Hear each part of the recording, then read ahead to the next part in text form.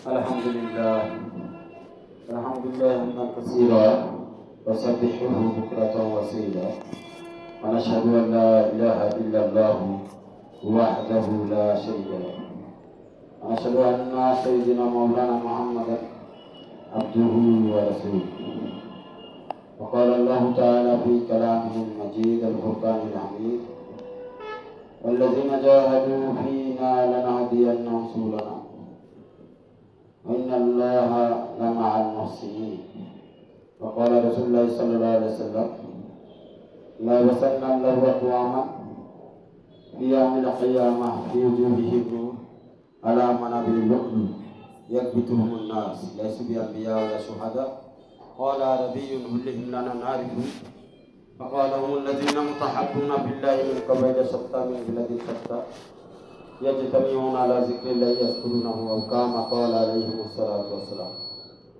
আল্লাহ পাকের অশেষ মেহেরবানি যে রব্বুল আলামিন আমাদেরকে খানকা ইমদাদিয়া মার্কাজুল হক খুদ্দামউদ্দিনে আসার বসার তৌফিক দান করেছেন। দিনী আলোচনা শোনার এবং বলার তৌফিক দান করেছেন। এই জন্য মহান রব্বুল আলামিনের দরবারে দিল থেকে মন থেকে শুকরিয়া আদায় করি, বলি আলহামদুলিল্লাহ।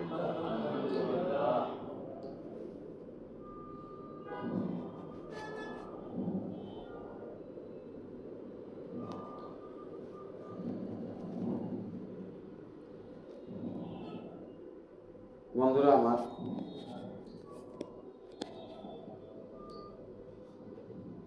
মানুষকে আল্লাহ পাক হায়াত একবার দিয়েছে, আবার মৃত্যুও একবারই হবে। এই হায়াত আল্লাহ বারবার দিবেন না, মৃত্যু আল্লাহ পাক মানুষকে বারবার দিবেন না। আমাদের জিন্দগিতে আমরা সব কিছু স্মরণ করি, দুনিয়াতে আমরা সব কিছুই হিসাব কিতাব সুন্দরভাবে রাখি।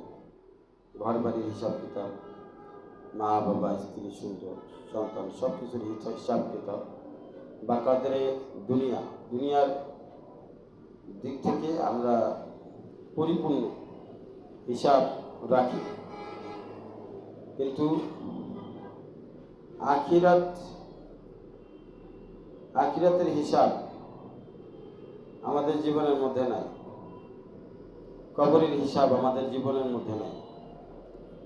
হাসরের ময়দানে আল্লাহ তাআলার কাছে আমাদেরকে দাঁড়া হইতে হবে, তার সামনে আমাদেরকে হিসাব কিতাব দেওয়া লাগবে। এই ব্যাপারে আমাদের কোনো গুরুত্ব নেই। কিয়ামতের ময়দানে যখন একজন বান্দাকে ধরা হবে, তার গুনাহগুলো তার সামনে পেশ করা হবে এবং সে যখন নিশ্চিত বুঝে যাবে যে আমার জাহান্নাম ছাড়া উপায় নেই, তখন সে আল্লাহরে বলবে যে আল্লাহ, আমি সব কিছুই জানছি বলছি, আমাকে আবার দুনিয়াতে পাঠান, এইবার আর ভুল করব। দ্বিতীয়বার এরকম বলার দ্বারা আবার দুনিয়াতে আমাদেরকে আল্লাহ পাঠাবেন না, দ্বিতীয়বার আমাদেরকে হায়াত দিবেন। এই জন্য বলা হয়েছে দুনিয়া হচ্ছে আমলের জায়গা। এই জায়গায় ইবাদতের মাধ্যমে আল্লাহকে খুশি করতে হবে, রাজি করতে হবে। আর ইবাদতও হতে হবে আদবের সাথে, বেয়াদবের সাথে না, নিজের মন মতো না। ইবাদতের আদাব রয়েছে, প্রত্যেকটা ইবাদতের আদব রয়েছে। আমরা যখন খাবার খাই তারও আদব আছে, আমরা যখন ঘুমাই তারও আদব আছে, যখন আমরা জাগি তারও আদব আছে, যখন আমরা নামাজ পড়ি তারও আদব আছে, রোজা রাখি তারও আদব আছে, যখন আল্লাহ ওয়ালাদের সামনে আসি, দিনী মজলিসে আসি তারও আদব আছে, যখন আল্লাহ ওয়ালাদের সোহবতে যাই তারও আদব আছে। তো প্রথম হচ্ছে দিন ইসলাম শেখার জন্য, দিন ইসলাম বোঝার জন্য আমাকে আদব বুঝতে হবে। আমরা যারা ফ্যাক্টরিতে চাকরি করি, বিভিন্ন কোম্পানিতে চাকরি করি, তো চাকরির কিছু নিয়ম কানুন থাকে। এই যে নিয়ম কানুনগুলো পালন করা, ওইটা চাকরির আদাব বলা হয়, চাকরির আদাব। যদি এই নিয়ম কানুন কেউ না মানে, তো যত ভালোই সে প্রোডাকশন করুক, যত ভালোই সে চাকরির মধ্যে যে কাজগুলি আছে এগুলি যত ভালোই করুক, সে যত ভালোই জানে, যত দক্ষতাই থাকুক না কেন, ওই নিয়ম কানুন না মানার কারণে তাকে কিন্তু মালিক পক্ষ তাকে চাকরিতে রাখবে না, তাকে সরাই দেবে। এমনি দোকানেরও কিছু আদব আছে। কেউ যদি আইসা খালি বাকি খাইতে চায়, টাকা পরিশোধ না করে, দোকানদার এক সময় তাকে আর বাকি দিবে না।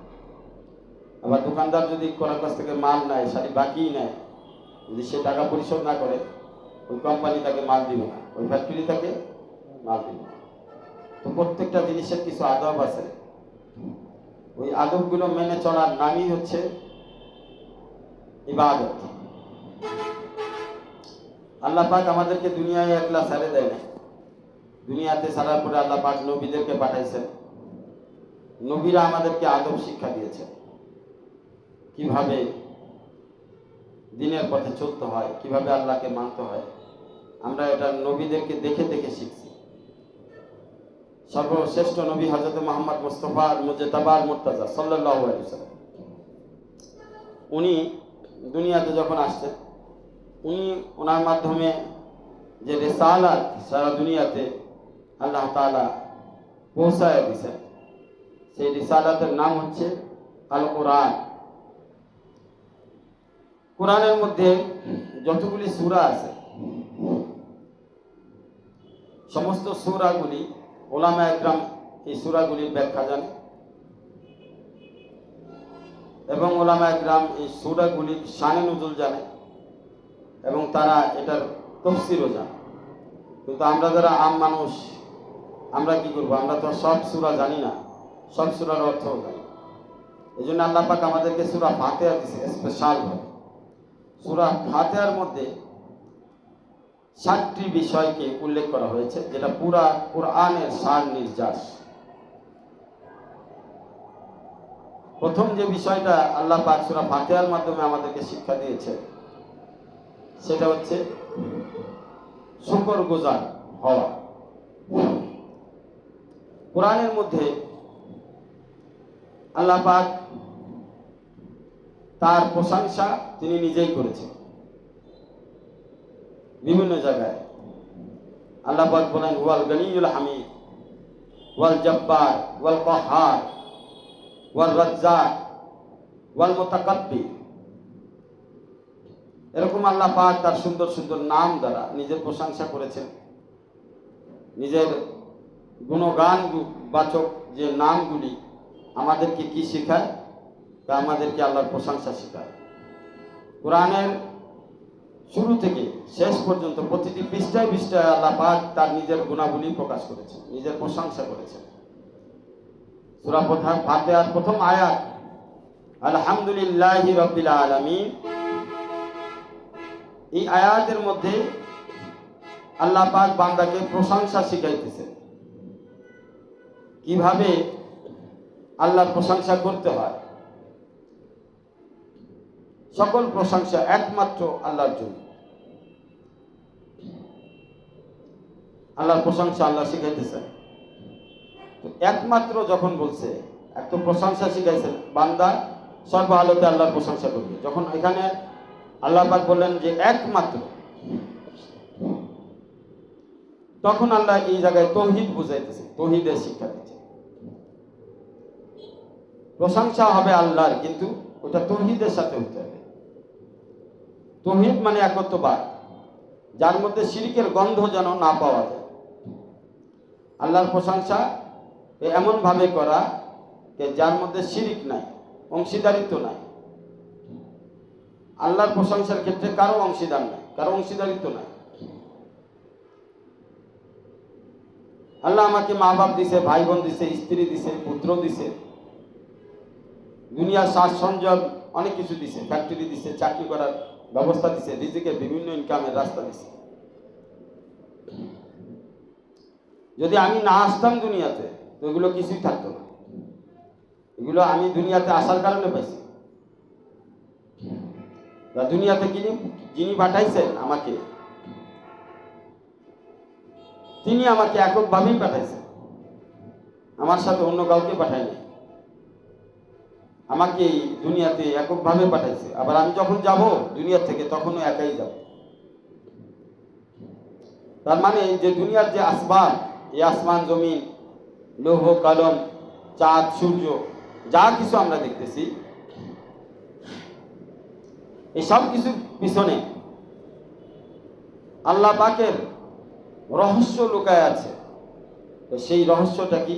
তা আল্লাহ বান্দারে বোঝাইতে চাচ্ছে যে দেখো, যখন কিছুই ছিল না, তোমার অস্তিত্ব ছিল না, তোমার অস্তিত্বের, তোমার সব কিছু, যা কিছু ওজুদে আসছে সব একমাত্র আমি আল্লাহর কারণে আসছে। আমি আল্লাহ যদি তোমাকে দুনিয়াতে না পাঠাইতাম, না তুমি বিবি পাইতা, বাচ্চা পাইতা, না মা বাপ পাইতা, না দুনিয়ার ধন সম্পদ পাইতা, কিছুই পাইতা। তাহলে যে আল্লাহ তোমাকে দুনিয়াতে পাঠাইছে, সে আল্লাহর প্রশংসা একত্ববাদের সাথে করো। কেমন একত্ববাদ? যে আল্লাহ পাক তোমার দিকে তাকায় দেখো, তোমার মাথা থেকে নিয়ে পা পর্যন্ত প্রত্যেকটা অঙ্গ প্রত্যঙ্গকে কত সুন্দর বানিয়েছে।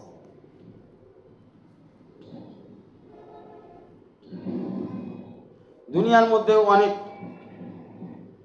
ইঞ্জিনিয়াররা, অনেক বৈজ্ঞানিক, অনেক ধরনের সরঞ্জাম, আধুনিক আধুনিক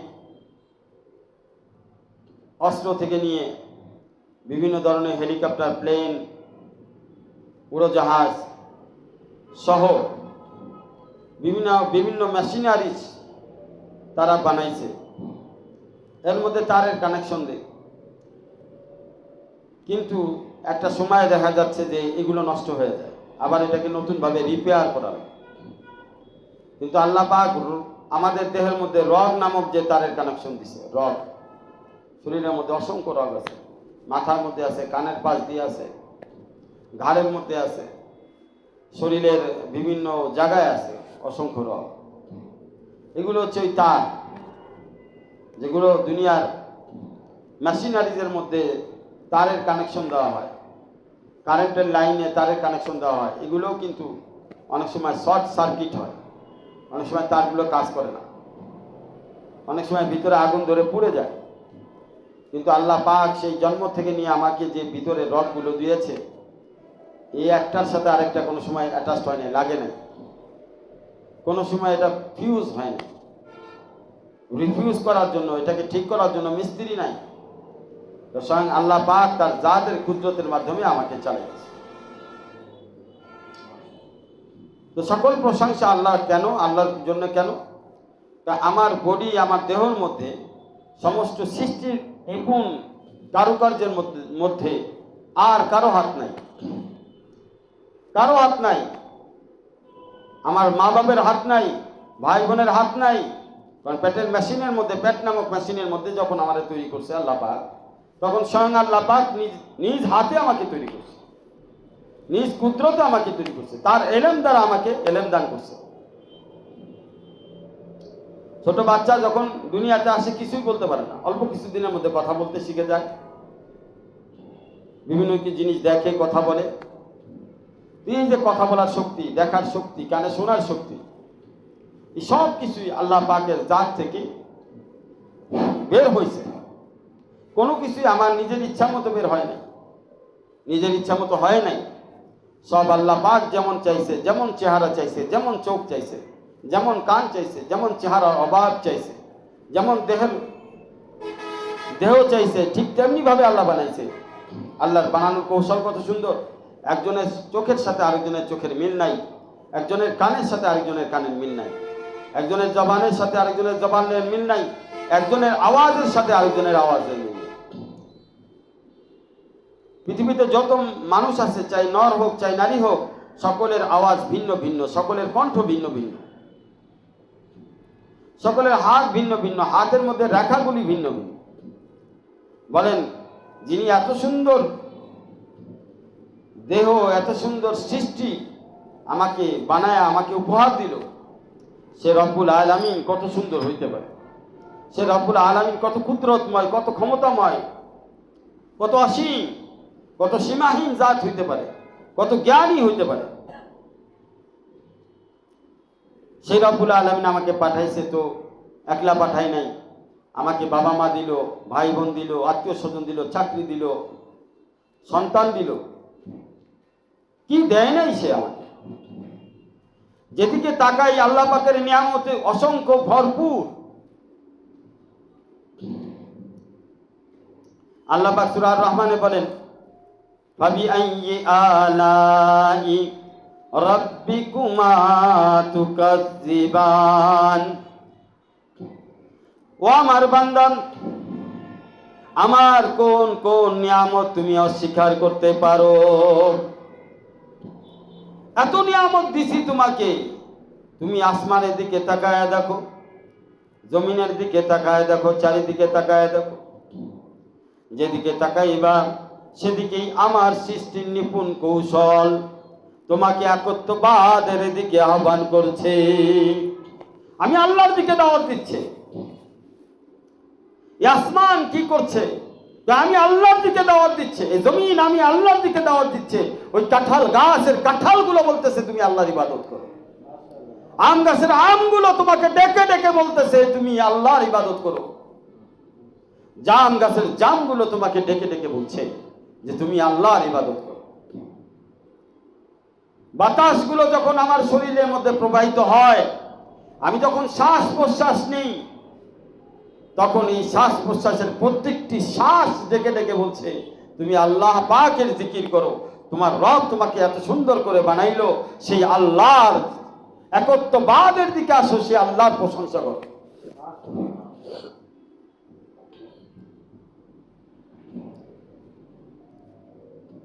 বান্দা যখন বুঝবে, প্রত্যেকটা জ্ঞান, প্রত্যেকটা বুঝের মধ্যে সবচেয়ে বড় বুঝ হচ্ছে যে বান্দার কাছে আল্লাহ পাকের ডিমান্ড হচ্ছে তুমি আমি আল্লাহর প্রশংসা করো। বান্দা ভালো থাকুক চাই মন্দ থাকুক, সুখে থাকুক চাই দুঃখে থাকুক, প্রত্যেকটা অবস্থায় বান্দা আল্লাহ পাকের শুকরিয়া আদায় করুক। আলহামদুলিল্লাহ, সকল প্রশংসা লিল্লাহ, আল্লাহর জন্য। কোন আল্লাহ? যে আল্লাহ মেঘ না চাইতে বৃষ্টি দান করেছে, যে আল্লাহ আমি না চাওয়া সত্ত্বেও অসংখ্য নিয়ামতের মধ্যে আমাকে ডুবায় রেখেছে। তুমি সেই আল্লাহর প্রশংসা করো। যে আল্লাহ আমাকে তৈরি করছে, শুধু তৈরি করে ছেড়ে দেয় নাই, সে আল্লাহ আমাকে আমার সুখে দুঃখে ভালো মন্দ সকল অবস্থায় পাহারা দিতেছে। তার দামি দামি মাখলুক দিয়ে আমাকে পাহারায় রাখছে। সেই দামি দামি মাখলুক ফেরেশতা দিয়ে আমাদেরকে সর্বদা নিগরানি করতেছে, আমাদের হেফাজতের জন্য অসংখ্য ফেরেশতা আল্লাহ লাগাই দিয়েছে। কোটি কোটি ফেরেশতা আমাদের খেদমতে লাগাই দিছে। ফসল ফলানোর জন্য ফেরেশতা লাগাইছে। এই যে দুনিয়ার সমস্ত নিয়ামত আমাদের কাছে আল্লাহ আনতেছে, ফেরেশতাদেরকে কাজে লাগাইয়া দিছে। সকাল বিকাল ফেরেশতারা আসতে থাকে, আমাদের খোঁজ খবর নিতে থাকে। কার হুকুমে? একমাত্র আল্লাহ পাকের হুকুমে। একমাত্র আল্লাহর হুকুম আছে বিদায়ী এই সমস্ত নিজাম, অদৃশ্য নিজাম, যা আমরা দেখি, যা দেখতেছি না, সমস্ত নিজামকে আল্লাহ আমাদের খাদেম বানায়। আর খাদেম বানায়া সমস্ত খাদেমকে হুকুম দিছে যে তোমরা আমার বান্দাদেরকে আমার দেখানো রাস্তা সিরাতুল মুস্তাকিমের উপরে দাওয়াত দিতে থাকো। যদি আল্লাহ নবী না পাঠাইতেন, তারপরেও প্রত্যেক বান্দার উপরে আল্লাহ পাককে চেনা, আল্লাহ পাকের সাথে সম্পর্ক করা, আল্লাহ পাককে ভালোবাসা ফরজে আইন ছিল। আল্লাহ পাকের চেনার জন্য নবী পাঠানো কেন লাগবে? আল্লাহর সৃষ্টি যথেষ্ট আল্লাহকে চেনানোর জন্য। অসংখ্য সৃষ্টি, কোটি কোটি সৃষ্টি আমাকে আল্লাহর চেনার দিকে দাওয়াত দিচ্ছে, আল্লাহকে বুঝানোর দিকে দাওয়াত দিচ্ছে, আল্লাহর সাথে সম্পর্ক করানোর জন্য দাওয়াত দিচ্ছে। আমি যখন স্ত্রীর কাছে যাই, স্ত্রী আমার খেদমত করে। আমি যখন সন্তানের কাছে যাই, সন্তান আমাকে মহব্বত করে। এই মহব্বত, এই খেদমত কে ইশারা দিল? যে আল্লাহ আমাকে এই ইশারাগুলো দিয়েছেন, যার কারণে আমার স্ত্রী আমার খেদমত করছে, আমার সন্তান আমার মহব্বতের কারণ হয়েছে, সে আল্লাহর প্রশংসা করব না তো কার প্রশংসা করব? ফাবি আইয়ি আলাই রাব্বিকুমা তুকাজ্জিবান।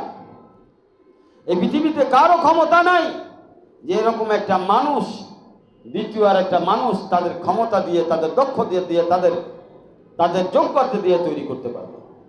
কারো ক্ষমতা নেই। একটা মানুষ কেন, একটা মশা বানানোর ক্ষমতা নেই, একটা মাছি বানানোর ক্ষমতা নেই, একটা গাছ, একটা ঘাস, জমিনের মধ্যে যে ঘাসগুলো গরু খায়, ওর একটা পাতা বানানোর ক্ষমতা নেই। তারপরে এই মানুষ আফসোস, অহংকার করে, আল্লাহ পাকের নাফরমানি করে। বন্ধুরা আমার, আলহামদুলিল্লাহি রাব্বিল আলামিনের মধ্যে লিল্লাহ, এটা ইলমে মারিফাতের অনেক দামি একটা বিষয়। লিল্লাহ, লিল্লাহ হওয়া, যে আল্লাহর হবে সে লিল্লাহ হবে, যে আল্লাহর হবে সে বিল্লাহ হবে, যে আল্লাহর হবে সে ফিল্লাহ হবে। যে আল্লাহর হবে, লিল্লাহ দ্বারা আল্লাহ বুঝাইতেছে তুমি যা কিছু করবা দুনিয়ার মধ্যে সব কিছু আমি আল্লাহর জন্য করবা। বিবিকে মহব্বত করবা তো আমি আল্লাহর জন্য করবা, সন্তানকে মহব্বত করবা তো আমি আল্লাহর জন্য করবা, দুনিয়াতে চাকরি বাকরি ব্যবসা বাণিজ্য করবা তো আমি আল্লাহর জন্য করবা। যেদিকেই যাইবা যা কিছুই তুমি করবা, ঘরের মধ্যে ঢুকবা আমি আল্লাহর নাম নিয়ে ঢুকবা, সালাম দিয়ে ঢুকবা, খাবার খাইবা তো আমি আল্লাহর নাম নিয়ে খাইবা, বিসমিল্লাহ বলে খাইবা, খাবার শেষ করবা তো আমি আল্লাহর নাম নিয়ে শেষ করবা, বাথরুমে যাইবা তো আমি আল্লাহর নাম নিয়ে তুমি বাথরুমে যাইবা, বের হইবা তো আমি আল্লাহর নাম নিবা। তুমি যা কিছু করো, এক গ্লাস পানিও যদি খাও আমি আল্লাহর জন্য খাইবা। তুমি কারোর সাথে কথা বলবা তো আমি আল্লাহর জন্য কথা বলবা, কারো দিকে তাকাইবা তো সেই তাকানো যেন আমি আল্লাহর জন্য হয়, কোথাও সফর করবা সেই সফরও যেন আমি আল্লাহর জন্য হয়, বাড়ি বানাইবা সেই বাড়ি যেন আমি আল্লাহর সন্তুষ্টির জন্য হয়, তুমি গাড়ি কিনবা তো গাড়ি কেনাটাও যেন আমি আল্লাহর সন্তুষ্টির জন্য হয়, ব্যবসা করবা সেটাও যেন আমি আল্লাহর সন্তুষ্টির জন্য হয়, ইবাদত করবা, জিকির করবা, নামাজ পড়বা, রোজা রাখবা, যাই করো না কেন সব যেন আমি আল্লাহর জন্য হয়, লিল্লাহ হয়, আমি আল্লাহর জন্য হয়, আর কারো জন্য হলে চলবে না। সবকিছু আমি আল্লাহর জন্য হতে হবে। তুমি দেখো আমি তোমার জন্য সব বানাইছি, একমাত্র তোমার জন্য আসমান বানাইছি, একমাত্র জমিন তোমার জন্য বানানো হয়েছে, বৃক্ষ লতা গাছপালা তরুলতা চাঁদ সূর্য বাতাস আগুন পানি মাটি, যত ফল ফসল দেখতেছো, যত খাবারের আসবাব দেখতেছো, সব কিছু আমি আল্লাহ একমাত্র তোমার জন্য বানাইছি। তো তুমি যদি কোনো কিছু করো তো সেটাও যেন আমি একমাত্র আল্লাহর জন্য হয়। এই জন্য বলছে প্রশংসা যদি করো তো লিল্লাহ, আল্লাহর জন্য প্রশংসা, আর কারো জন্য প্রশংসা নয়। প্রশংসার হকদার আল্লাহ, প্রশংসা একমাত্র আল্লাহ পাবে। আমার প্রতিটি শ্বাস আল্লাহর নির্দেশে চলতেছে, যতদিন আল্লাহর নির্দেশ থাকবে ততদিন আমার শ্বাস প্রবাহিত হতে থাকবে। যখন নির্দেশ থাকবে না, আমি যত চাই আমার একটা সেকেন্ডের জন্য আমার শ্বাস প্রবাহিত হবে না। শ্বাস আসে তো আমি আছি, আর আমি আছি তো আমার প্রত্যেকটা কাজ যেন আল্লাহর জন্য হয়। এটা ভুলে গেলে চলবে না। কোন অবস্থায় মানুষ তার প্রিয় জিনিস ভুলতে চায় না, ভুলে যেতে চায় না, ভুলে না,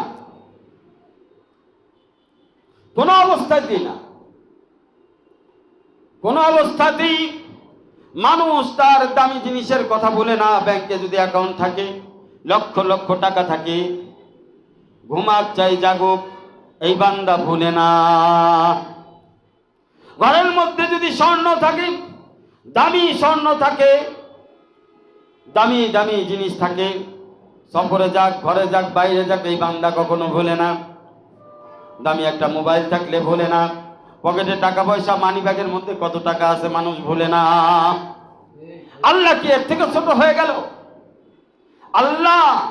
আল্লাহর প্রশংসা কখনোই ভোলা যাবে না, আল্লাহর নিয়ামতের কদর কখনোই ভোলা যাবে না, আল্লাহর একত্ববাদ তাওহীদের কথা কখনোই ভোলা যাবে না।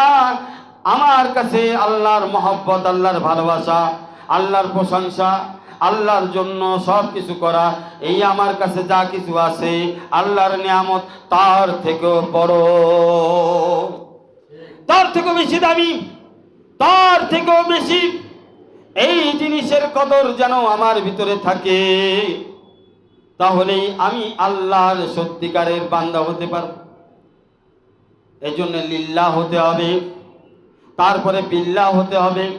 বিল্লাহ মানে আমি এই সকল জিনিস দিয়ে আল্লাহর নিয়ামত দেখে আল্লাহ তাআলার দেওয়া নিয়ামত উপভোগ করব। এই উপভোগের মাধ্যমে যেন একত্ববাদ প্রতিষ্ঠিত হয়। একত্ববাদ শুধু জবানে থাকলে হবে না, তাওহীদ, আল্লাহর একত্ববাদ, আল্লাহ এক এবং অদ্বিতীয়, তার কোনো শরীক নাই, অংশীদার নাই, এটা শুধু জবানে বললে হবে না। আমার আমল দিয়ে, আমার ইবাদত দিয়ে, আমার প্রশংসা দিয়ে আমার বিল্লাহ পর্যন্ত পৌঁছাইতে হবে, আমার একত্ববাদকে আল্লাহ পর্যন্ত পৌঁছাই নিতে হবে। আমার একত্ববাদ যেন আমার শুধুমাত্র আমার জবান পর্যন্ত সীমাবদ্ধ না থাকে, আমার একত্ববাদকে আমার প্রত্যেকটা অঙ্গ প্রত্যঙ্গের মধ্যে প্রবেশ করাইতে হবে। আমার একত্ববাদকে আল্লাহর জাতের সাথে সম্পর্ক করাইতে হবে। আমার একত্ববাদ যেন আল্লাহকে চিনায়, আমার একত্ববাদ যেন আল্লাহর সাথে সম্পর্ক করায়, তাহলেই তাওহীদ প্রতিষ্ঠিত হবে। তাওহীদ প্রতিষ্ঠিত করতে হবে আমার প্রত্যেকটা অঙ্গ প্রত্যঙ্গ, আমার প্রত্যেকটা আমলে, আমার প্রত্যেকটা কাজে কর্মে, আমার প্রত্যেকটা উঠা বসা চলাফেরায়, আমার ঘরে বাইরে, আমার স্ত্রীর ভিতরে, আমার সন্তানের ভিতরে, প্রয়োজনে অপ্রয়োজনে, কথাবার্তায়, শোনা দেখায়, চিন্তা ভাবনায় একত্ববাদকে এমন ভাবে প্রতিষ্ঠিত করতে হবে যে একত্ববাদ যেন আমার রক্ত হয়ে যায়, একত্ববাদ যেন আমার অনুভূতি হয়ে যায়, একত্ববাদ যেন আমার আবেগ হয়ে দাঁড়ায়, একত্ববাদ যেন আমার বিবেক হয়ে যায়, একত্ববাদ যেন আমার ইবাদতের মূল মগজ হয়ে যায়। বন্ধুরা আমার, আলহামদুলিল্লাহ রাব্বিল আলামিনের মধ্যে আল্লাহ পাক দুটি ইশারা দিয়েছে। একটি ইশারা দিয়েছে যে তুমি সব জায়গায় আমার প্রশংসা করবা, সর্ব অবস্থায় আমার প্রশংসা করবা, ভালো মন্দ, সুখে দুঃখে তুমি কোনো অবস্থায় আমাকে ছাড়তে পারবে না, আমার প্রশংসা ছাড়তে পারবে না। আমার শায়েখ পীর মুর্শিদ আরিফ বিল্লাহ শাহ হাকিম মোহাম্মদ আখতার সাহেব নাব্বারুল্লাহ মারকাদাও বলেন, প্রকৃত প্রশংসা তুমি তখনই করতে পারবা যখন তুমি তোমার নজর নিচের দিকে করবা। তোমার থেকে তোমার নিচের দিকে নজর রাখো। একটা নিচের দিকের নজরের ব্যাখ্যা দুইভাবে করছে, যে তুমি সমস্ত মাখলুক থেকে নিজেকে ছোট মনে করো, তাহলে তোমার ভিতর থেকে প্রশংসা বের হবে। 2 নম্বর, তুমি দেখো আরো অনেক আল্লাহর বান্দা আছে যার থেকে তোমাকে অনেক ভালো রাখছে। তোমার একটা চোখ নাই, আরেকজনের 2 চোখ নাই, তোমার 1 হাত নাই, আরেকজনের 2 হাত নাই, তোমার 1 পাও নাই, আরেকজনের 2 পাওই নাই। এরকম ভাবে তুমি নিচের দিকে যখন তোমার নজর রাখবা, তখন আল্লাহ পাকের প্রশংসা করাটা তোমার জন্য সহজ হবে। শুধু সহজ হবে না, মজাদার হবে, ভালো লাগবে। আল্লাহকে স্মরণ করতে, আল্লাহকে ডাকতে তোমার আনন্দ লাগবে। আর 2 নম্বর হলো, একত্ববাদ প্রতিষ্ঠা করার জন্য তোমার সর্বদা প্রশংসার উপরে থাকতে হবে। আল্লাহর প্রশংসা এত বেশি করো, তোমার জবানে এত বলতে থাকো, এত বলতে থাকো, তোমার অন্তরে যেন আল্লাহ পাকের প্রশংসা ফিট হয়ে যায়, ফিট হয়ে যায়, ঠিকঠাক মতো ফিট হয়। কেমন ফিট হয়? কেমন ভাবে বসবে যে তুমি এবং তোমার আল্লাহ এটা এমন ভাবে যেন ফিট হয়ে যায় যে তুমি ভুলতে চাইলেও তো যাতে ভুলতে না পারো। আমার সাহেব পীর মুর্শিদ আরিফ বিল্লাহ শাহ হাকিম মোহাম্মদ আক্তার সাহেব নাপাল আমার কথা বলেন, भुला देता हूं फिर भी वो याद आ जाता है। इश्क के हुजूरी में पहचानी हुई सूरत भी पहचानी नहीं जाती। বান্দা যখন আল্লাহর সাথে এত দৃঢ় সম্পর্ক হয়, গভীর নিবিড় যখন সম্পর্ক হয়, তৌহিদ যখন কায়েম হয়ে যায়, একত্ববাদ যখন কায়েম হয়ে যায়, তখন এই বান্দার হালাত, বান্দার ভালোবাসা, বান্দার মহব্বত এত শক্তিশালী হয়, এত বেশি শক্তিশালী হয়, সে ভুলতে চাইলেও ভুলতে পারে না। আল্লাহকে ভুলতে চাইলেও ভুলতে পারে না, ভুলা তার পক্ষে আর সম্ভব হয়। সব জায়গায় আল্লাহর স্মরণ আসতে থাকে। পানি খাওয়ার আগে আল্লাহর স্মরণ, পানির মধ্যে আল্লাহর স্মরণ, পানি খাওয়া শেষ করছি আল্লাহর স্মরণ, শুরুতে, মাঝখানে, শেষে, এইভাবে আল্লাহর স্মরণ আসতে থাকে। না চাইতেও স্মরণ এসে যায়। এইভাবে তুমি তোমাকে ফিট করো। তখন এমন হবে যে তোমার সিরাত এবং সুরত দুটাই আল্লাহর নিয়ামত দ্বারা পরিপূর্ণ হয়ে যাবে। তোমার ছায়া এবং কায়া, তোমার উত্তর, দক্ষিণ, পূর্ব, পশ্চিম, তোমার উপর, নিচে, ভিতরে, বাহিরে, যেখানেই তাকাইবা, যেখানেই দেখবা, মহান আল্লাহ পাকের নিদর্শন তোমাকে আল্লাহর সাথে সম্পর্কের মধ্যে ব্যতিব্যস্ত করে রাখবে। সর্বদা তুমি আল্লাহর স্মরণের মধ্যে থাকতে থাকবে। পেহচানি হুই সুরত भी পেহচানি नहीं जाती। কারণ দুনিয়ার পেহচানি হুই সুরত, যা আমরা দুনিয়াতে দেখতেছি, এটা আমাদেরকে ভুলাইয়া দেয়, গাফেল করে আল্লাহ থেকে। কিন্তু যখন তোমার আল্লাহর সাথে সম্পর্ক হবে, তৌহিদ কায়েম হবে, যখন বিল্লাহ, আল্লাহর সাথে, মা আল্লাহ, তাআল্লুক মা আল্লাহ, আল্লাহর সঙ্গী হয়ে যাবে, আল্লাহর সাথী হয়ে যাবে, আল্লাহর বন্ধু হয়ে যাবে, তখন এমন এক পরিবেশ তোমার ভিতরে তৈরি হবে, তোমার পক্ষে আর সম্ভব হবে না, তুমি মজবুরে মোহব্বত হয়ে গেছো। मोहब्बत क्या है? मताए जा सब कर मामूर हो जाना। मोहब्बत এমন জিনিস যে আল্লাহর জান আল্লাহ আল্লাহ দিছে আমাকে, আল্লাহর মাল আল্লাহ আমাকে দিছে, আল্লাহর সময় আল্লাহ আমাকে দিছে। এই মাল, জান, সময় আমি আল্লাহর জিনিস আল্লাহর কাছে সঁপে দিয়ে আল্লাহর মোহব্বতকে, আল্লাহর ভালোবাসাকে আল্লাহর সামনে পেশ করব। হযরত আবু বকর রাদিয়াল্লাহু তাআলা যুদ্ধের সময় আল্লাহ রাসূল সাল্লাল্লাহু আলাইহি সাল্লাম বললেন, যার যা কিছু আছে নিয়ে আসো। হযরত ওমর রাদিয়াল্লাহু তাআলা তার অর্ধেক সম্পত্তি নিয়ে আসলেন। হযরত আবু বকর রাদিয়াল্লাহু তাআলা ঘরের বাঁচাকুচা যা আছে নিয়ে আসলেন, ওটা খুবই সামান্য। আল্লাহ রাসূল সাল্লাল্লাহু আলাইহি সাল্লাম প্রশ্ন পরিবর্তন করলেন। হযরত ওমর রাদিয়াল্লাহু তাআলা চিন্তা করলেন, এবার বোধহয় আবু বকর আর আমার সাথে পারবে না, আমি তো অর্ধেক সম্পদ নিয়ে আসছি, মেলা সম্পদ হয়েছে। আবু বকর রাদিয়াল্লাহু তাআলা এই থাল বাটি প্লেট কয়টা নিয়ে আসছে, দিয়ে কিছু হবে না। আল্লাহ রাসূল সাল্লাল্লাহু আলাইহি সাল্লাম আল্লাহর হুকুমে প্রশ্ন পরিবর্তন করলেন, ও আবু বকর, আবু বকর রে, তুমি তোমার ঘরের মধ্যে কি রেখে আসছো? হযরত আবু বকর আল্লাহ পাকের প্রশংসায়, আল্লাহ পাকের ভালোবাসায়, মহব্বতের সব থেকে উচ্চ মাকামে ছিলেন। সেই মাকামটাকে বলা হয় মাকামে সিদ্দিকিন। সিদ্দিকিনের উপরে মাকাম, এমন মাকামের পক্ষে বিলায়েতের আর কোনো মাকাম হয় না। এটাই হচ্ছে বিলায়েতের সর্বোচ্চ মাকাম, যে মাকামকে আমার সাহেব পীর মুর্শিদ আরিফ বিল্লাহ শাহ হাকিম মোহাম্মদ আক্তার সাহেব মাকামে সিদ্দিকিন বলেছেন। সর্বোচ্চ উপরের মাকাম, এই মাকামের উপরে আর কোনো মাকাম হয় না, এই মাকামের উপরে আর কোনো মাকাম হতেই পারে না। সিদ্দিকিনের মাকাম, বিলায়েতের সর্বোচ্চ মাকাম হচ্ছে মাকামে সিদ্দিকি। হযরত আবু বকর রাদিয়াল্লাহু তাআলা সেই মাকামের আল্লাহর বন্ধু ছিলেন। হযরত আবু বকর রাদিয়াল্লাহু তাআলা আল্লাহর রাসূল যখন বললেন জ্বর জ্বর করে কাঁদতেছেন, চোখের পানি অজর ধারায় ঝরতেছে, আল্লাহ রাসূল বলে, হে আবু বকর, তুমি কাঁদো কেন? ইয়া রাসূলুল্লাহ, আমার বাসায়, আমার বাড়িতে আমি আল্লাহ রসুলকে রেখে আসছি, আর কিছুই নাই।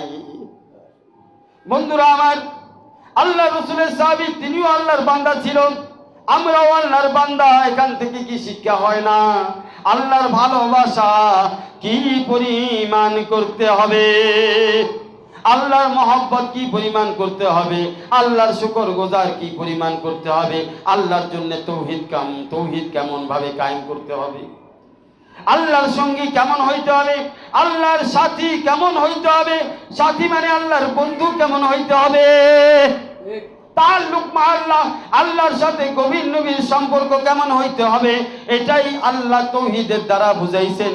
তৌহিদের একটা অর্থ যেমন লিল্লাহ, সবকিছু আল্লাহর জন্য করতে হবে। তৌহিদের আরেকটা অর্থ হলো বিল্লাহ, অর্থাৎ আল্লাহকে আপন সঙ্গী বানায়া নিতে হবে। হযরত আবু বকর কিভাবে আল্লাহর সঙ্গী হইলেন? ঘরের মধ্যে সব কিছু আল্লাহর রাস্তায় যখন দিয়ে দিলেন, কোনো কিছুই আর ঘরের মধ্যে নাই, তখন আল্লাহর রসুলকে আর কি বলবে? তখন আল্লাহর রসুলের উত্তরে, আল্লাহ রসুলের উত্তরে জবাব দেওয়ার মতো আর কিছু নাই। তখন আল্লাহ পাক শিখায় দিলেন, ও আমার আবু বকর, তুমি বলো, আমার হাবিবকে বলো, ঘরের মধ্যে আমি আল্লাহ তোমার সঙ্গী হয়ে আছি, ঘরের মধ্যে আমি আল্লাহ তোমার সাথী হয়ে গেছি, ঘরের মধ্যে আমি আল্লাহ তোমার আপন হয়ে রয়েছি, আমি আল্লাহ ছাড়া তোমার আর কেহ নাই। তুমি এই কথা বলে দাও। হযরত আবু বকর রাদিয়াল্লাহু তাআলা আনহু ওই কথাই বলে দিলেন, ইয়া রাসূলুল্লাহ, আমার ঘরে আমার মাহবুব, আমার প্রেমিক, আমার মাহবুব, আমার মাসুক, আমার প্রিয়তম, আমার জানে মান, জানে জিগর, একমাত্র আল্লাহ পাকই রয়েছেন, আর কোনো কিছুই আমার ঘরে নাই, আর কিছুই আমার ঘরে নাই। যা কিছু আছে সব কিছু আপনার সামনে উপস্থিত। হযরতে আবু বকর রাদিয়াল্লাহু তাআলা আনহুর কথা শুনে হযরতে ওমর রাদিয়াল্লাহু তাআলা আনহু চুপসে গেলেন, অবাক হয়ে গেলেন, মাথা নত করে দিলেন। সুবহানাল্লাহ, क्या प्यार হতে পারে, কেমন মহব্বত হতে পারে আবু বকরের, কে যে আবু বকর রাদিয়াল্লাহু তাআলা আনহু আল্লাহকে পাওয়ার জন্য তার সমস্ত সম্পদকে, জান মাল সময়কে, আর ঘরে বাইরে যা কিছু আছে সব আল্লাহর নামে সঁপে দিয়েছেন। मोहब्बत क्या है, मताए जा शुभ कर, किसी पर मामूर हो जाना, उनके मोहब्बत से मजबूर मोहब्बत हो जाना। আল্লাহ পাকের জন্য যখন বান্দা সব কিছু দিয়ে দেয়, তখন সে মজবুরে মহব্বত হয়ে যায়, তার আর কিছু করার থাকে না, তার আর কিছুই নাই।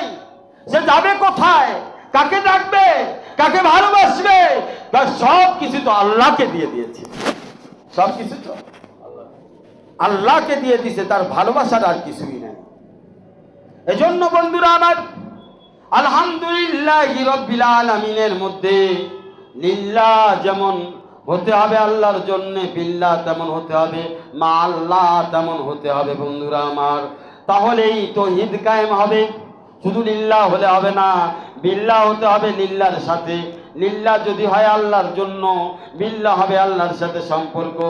তুমি যেটা আল্লাহর জন্য করেছো সেটাই তোমার লিল্লাহ পর্যন্ত থাকবে না, বিল্লাহ পর্যন্ত, তার লুকমা আল্লাহ পর্যন্ত পৌঁছায়া যাবে, তার লুকমা আল্লাহ পর্যন্ত পৌঁছায়া যাবে। আমি বলেছিলাম আল্লাহর প্রশংসা তো করো, তাওহীদ এমন ভাবে কায়েম করো যেন তাওহীদ তোমাকে আল্লাহ পর্যন্ত পৌঁছায়া দেয়। কিভাবে পৌঁছাবে ওটাই আমি ব্যাখ্যা করলাম, যে লিল্লাহ যখন হবে তখন আল্লাহ পাকের তরফ থেকে বিল্লাহ হবে, আর লিল্লাহ আর বিল্লাহ এক হয়ে তাআল্লুক বা আল্লাহর নিয়ামত আল্লাহ পাক তোমাকে দান করে দেবে। এটাকেই বলা হয় তাওহীদের পরীক্ষা। তাওহীদ সবসময় বান্দাকে পরীক্ষা করতে থাকে। কখনো বিবির মধ্যে, বিবিকে দিয়ে তোমাকে পরীক্ষা করবে, তুমি না বিবির না আল্লাহর, এই দুটার পার্থক্য করার জন্য আল্লাহ পরীক্ষা নিবে। তুমি বিবির নাকি আল্লাহ, তুমি সন্তানের না আল্লাহ, তুমি ফ্যাক্টরির না আল্লাহ, তুমি বাগানের না আল্লাহ, তুমি ব্যবসার না আল্লাহ, তুমি দুনিয়ার মান সম্মানের ফকির না আল্লাহর, তুমি দুনিয়ার পথ চাও না আল্লাহকে চাও, তুমি দুনিয়ার মর্যাদা চাও না আল্লাহর পক্ষ থেকে নিয়ামত চাও। এই নিয়ামত এটা বারবার আল্লাহ পরীক্ষা করবে। এই পরীক্ষার নাম হচ্ছে তৌহিদি পরীক্ষা। এই পরীক্ষার নাম কি? তৌহিদি পরীক্ষা। এই পরীক্ষা আল্লাহ বারবার করতে থাকবে। তো বন্ধুরা আমার, এখানে তৌহিদ প্রতিষ্ঠা করতে হলে একমাত্র আল্লাহ তাআলার জন্য যেন সব কিছু হয়, এটাই হচ্ছে বান্দার সাথে আল্লাহ পাকের তৌহিদি সম্পর্ক। আর তৌহিদি সম্পর্ক কায়েম করতে গেলে পরীক্ষা নিবে। হযরত মূসা আলাইহিস সালামকে নদীতে ভাসায় দেওয়া হইল, বাক্সর মধ্যে ঢুকায়া। কয় এটা কিসের পরীক্ষা ছিল? তৌহিদের পরীক্ষা ছিল। হযরত মূসা আলাইহিস সালামের উপরে বিভিন্ন ধরনের পরীক্ষা আসছে। দ্বিতীয় বাচ্চা অবস্থায় আর একটা পরীক্ষা আসছে। এই পরীক্ষাটা কি? তার সামনে লাল রঙের কিছু রাখা হয়েছে, আর তার সামনে আরেকটা জিনিস রাখা হয়েছে, সেটা হচ্ছে আগুন। এখানেও তৌহিদের পরীক্ষা আল্লাহ নিয়েছে। যখন পাহাড়ের উপরে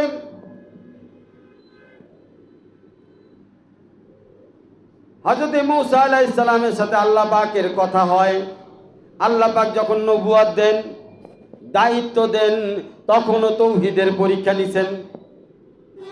তখনও আল্লাহ পাক পরীক্ষা নিছেন যে তার বিবির কথা সে বলে কিনা, নাকি সূরা ফিরাউনের কাছে যায়। আল্লাহ বলছে ইযহাব ইলা ফিরাউনা ইন্নাহু তাগা, তুমি ফিরাউনের কাছে যাও। তখন মূসা আলাইহিস সালাম আর বিবির কথা বলে নাই। আল্লাহর এই কথা বলে নাই যে আল্লাহ আমার বিবির কি হবে, বিবি তো একা থাকবে, বিবির কি হবে, এই কথা সে বলে নাই। এটা তৌহিদের পরীক্ষা ছিল। নবীদের থেকে আল্লাহ পাক বড় বড় তৌহিদের পরীক্ষা নিছে। আজকে যদি ইকবালের উপরে পরীক্ষা হয় তো বুঝতে হবে এটা আল্লাহ পাকের তৌহিদের মুআমালা, তোমার সাথে আল্লাহ পাকের তৌহিদের গন্ডগোল আছে।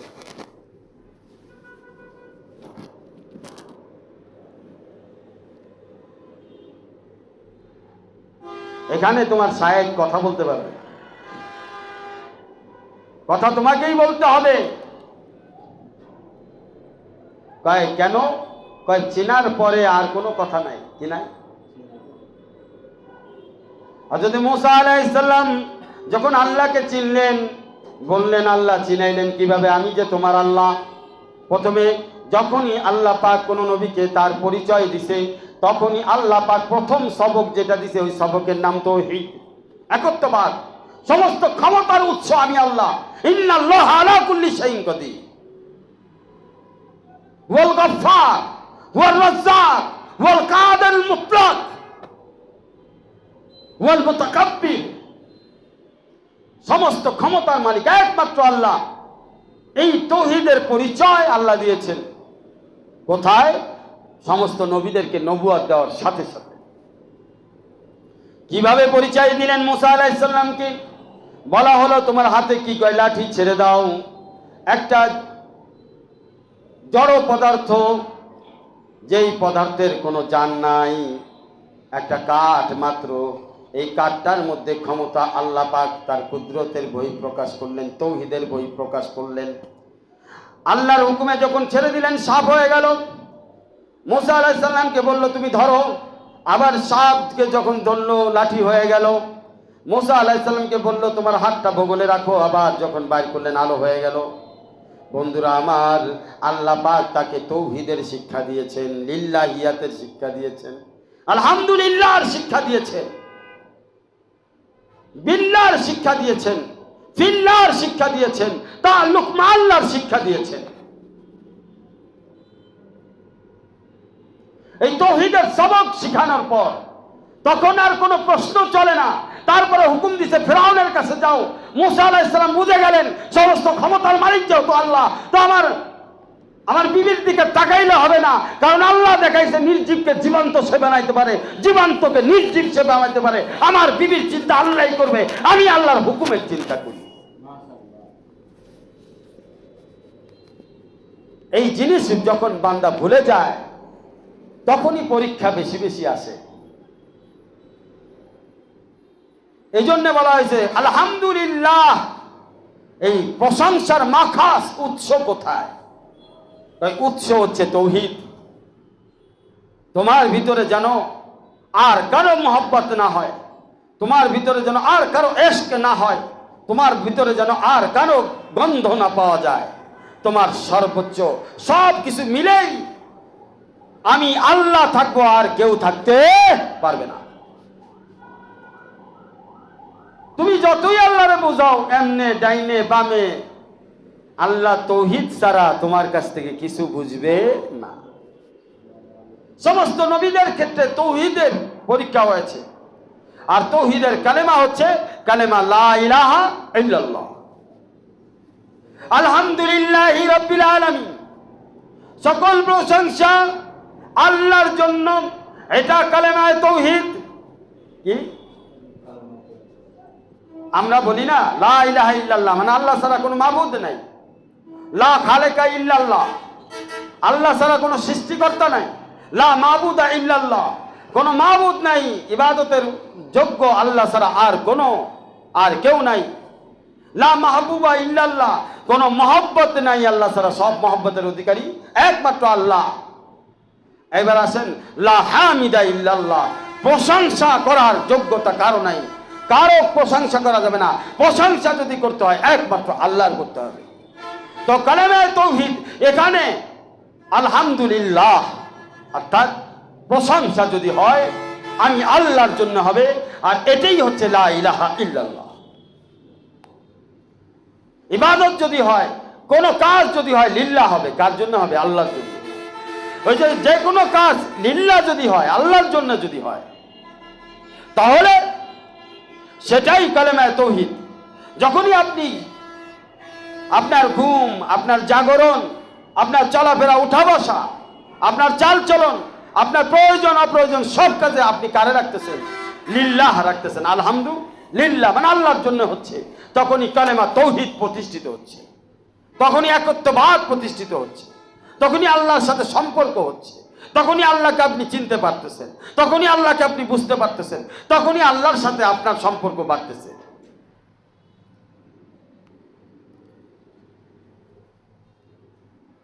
इस्तारा हमने तय किए मंजिले, घेर पर उठे पर उठ कर चले। আমার সাহেব প্রিয় মুর্শিদ আরিফ বিল্লাহ শাহ হাকিম মোহাম্মদ আখতার সাহেব নাব্বারাল্লাহু মারকাদাহু বলেন, কালেমা তাওহীদ আলহামদুলিল্লাহ এটা তো সহজ বিষয় নয়।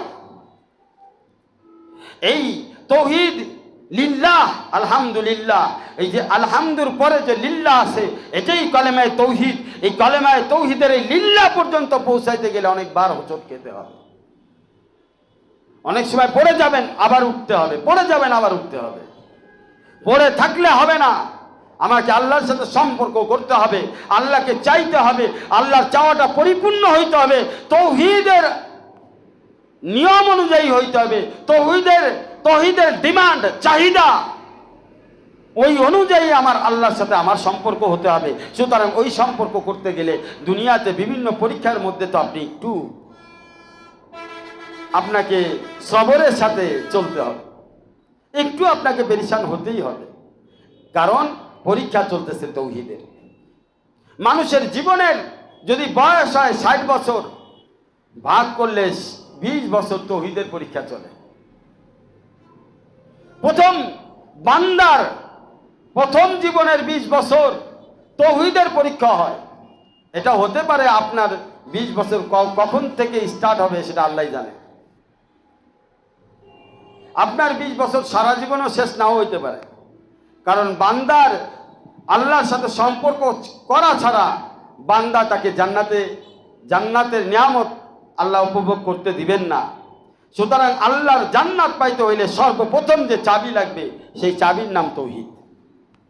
এই জন্য বান্দা যাতে তাওহীদের মধ্যে ভেজালে না পড়ে, তাওহীদের মধ্যে গন্ডগোল না হয়, তাওহীদ বুঝতে যাতে তার ভুল না হয়, তাওহীদ যেন তার খালেস হয়, তাওহীদের মধ্যে যাতে অপরিষ্কার ময়লা আবর্জনা না পড়ে থাকে, এই জন্য আল্লাহ পাক এই তাওহীদের পরীক্ষা বান্দাকে বেশি করে।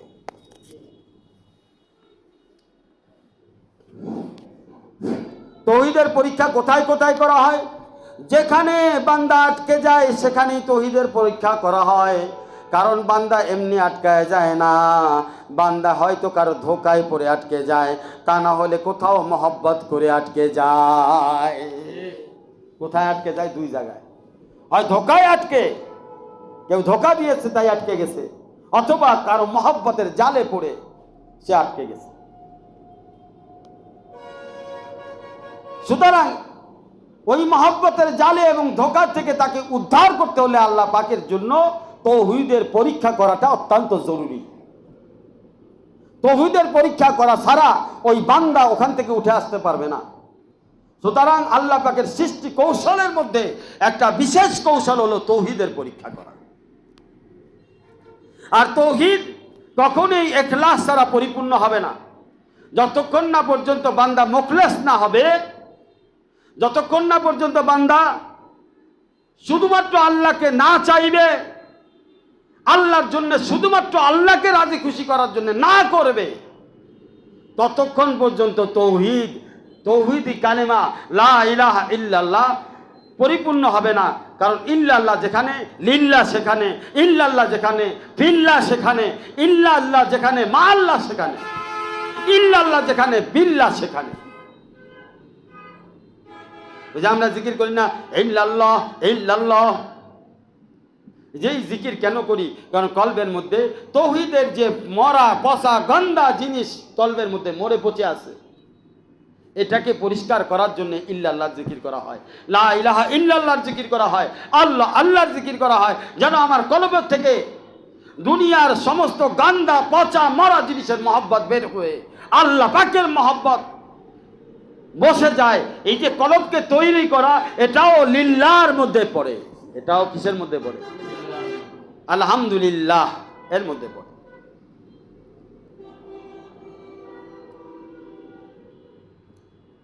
এখন যেমন আমরা আলোচনা করতেছি, আপনারা দেখতেছেন, আপনাদের দেখাটা আর আমার আলোচনাটা উভয়টা লিল্লাহ হতে হবে। তাহলে আপনাদের দেখাটা লিল্লাহ হবে, আমার বলাটা লিল্লাহ হবে, আপনাদের শোনাটা লিল্লাহ হবে, আমার বলাটা লিল্লাহ হবে, আমার জন্য এই আমল মকবুল হবে, আপনাদের জন্য এই আমল মকবুল হবে, দুটা মিলে ইবাদতে কামেল হবে, পরিপূর্ণ তৌহিদ প্রতিষ্ঠা হবে। এটার নাম হচ্ছে লা ইলাহা ইল্লাল্লাহ।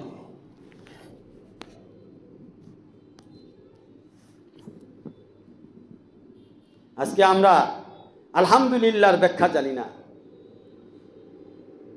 সূরা ফাতিহা থেকে সূরা নাস পর্যন্ত যেদিকেই তাকাবেন সেদিকেই প্রত্যেকটা সূরার মূল উদ্দেশ্য এবং লক্ষ্য হলো বান্দা যেন আমার হয়ে যায়। আপনি আর কেউ না, আমি আর কেউ না।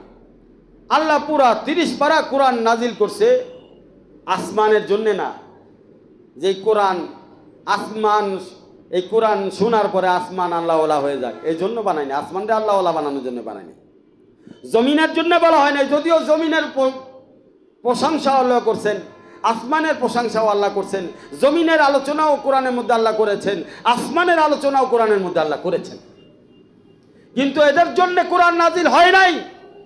আল্লাহ গাছপালা বৃক্ষলতার প্রশংসা করেছেন, কিন্তু এদের জন্য কোরআন নাজিল হয় নাই। আল্লাহ পানি এবং সমুদ্রের প্রশংসা করেছেন, কিন্তু সমুদ্রের জন্য কোরআন নাজিল হয় নাই। আল্লাহ বাতাসের প্রশংসা কোরআনে করেছেন, কিন্তু বাতাসের জন্য কোরআন নাজিল হয় নাই। আগুনের প্রশংসা আল্লাহ কোরআনে করেছেন, আগুনের জন্য কোরআনকে নাজিল করা হয় নাই। মাটির প্রশংসা আল্লাহ করেছেন, কিন্তু মাটির জন্য কোরআনকে নাজিল করা হয় না।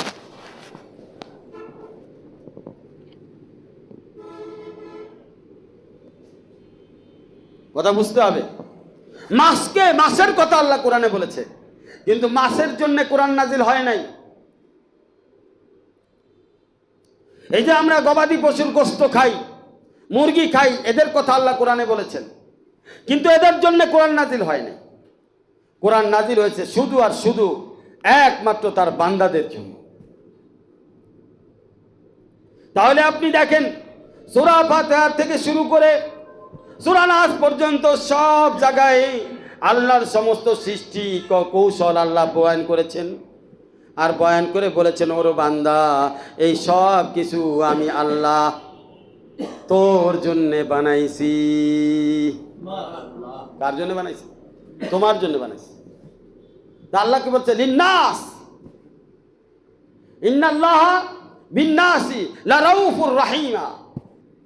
আল্লাহ বলতেছে আমি মানুষের জন্য অনেক দয়াময়, অনেক দয়াশীল, অনেক করুণাময়, রহমওয়ালা। আল্লাহ বলতেছে সব কিছু ইয়া আইয়ুহান নাস, বারবার বলছে কোরআনে অসংখ্যবার। আপনি কোরআন খুলে দেখবেন আল্লাহ বলছে ইয়া আইয়ুহান নাস, ইয়া আইয়ুহান নাস কুল ইয়া ইবাদি, কুল ইয়া আইয়ুহান নাস, কুল ইয়া আইয়ুহাল্লাযীনা আমানু। এইভাবে কখনো আল্লাহ তার সৃষ্টির কৌশল অনুযায়ী আল্লাহ তার শ্রেষ্ঠ মাখলুকাত মানুষকে কখনো নাস বলে ডাক দিছে, ও আমার বান্দা, ও আমার বান্দা, ও আমার বান্দা।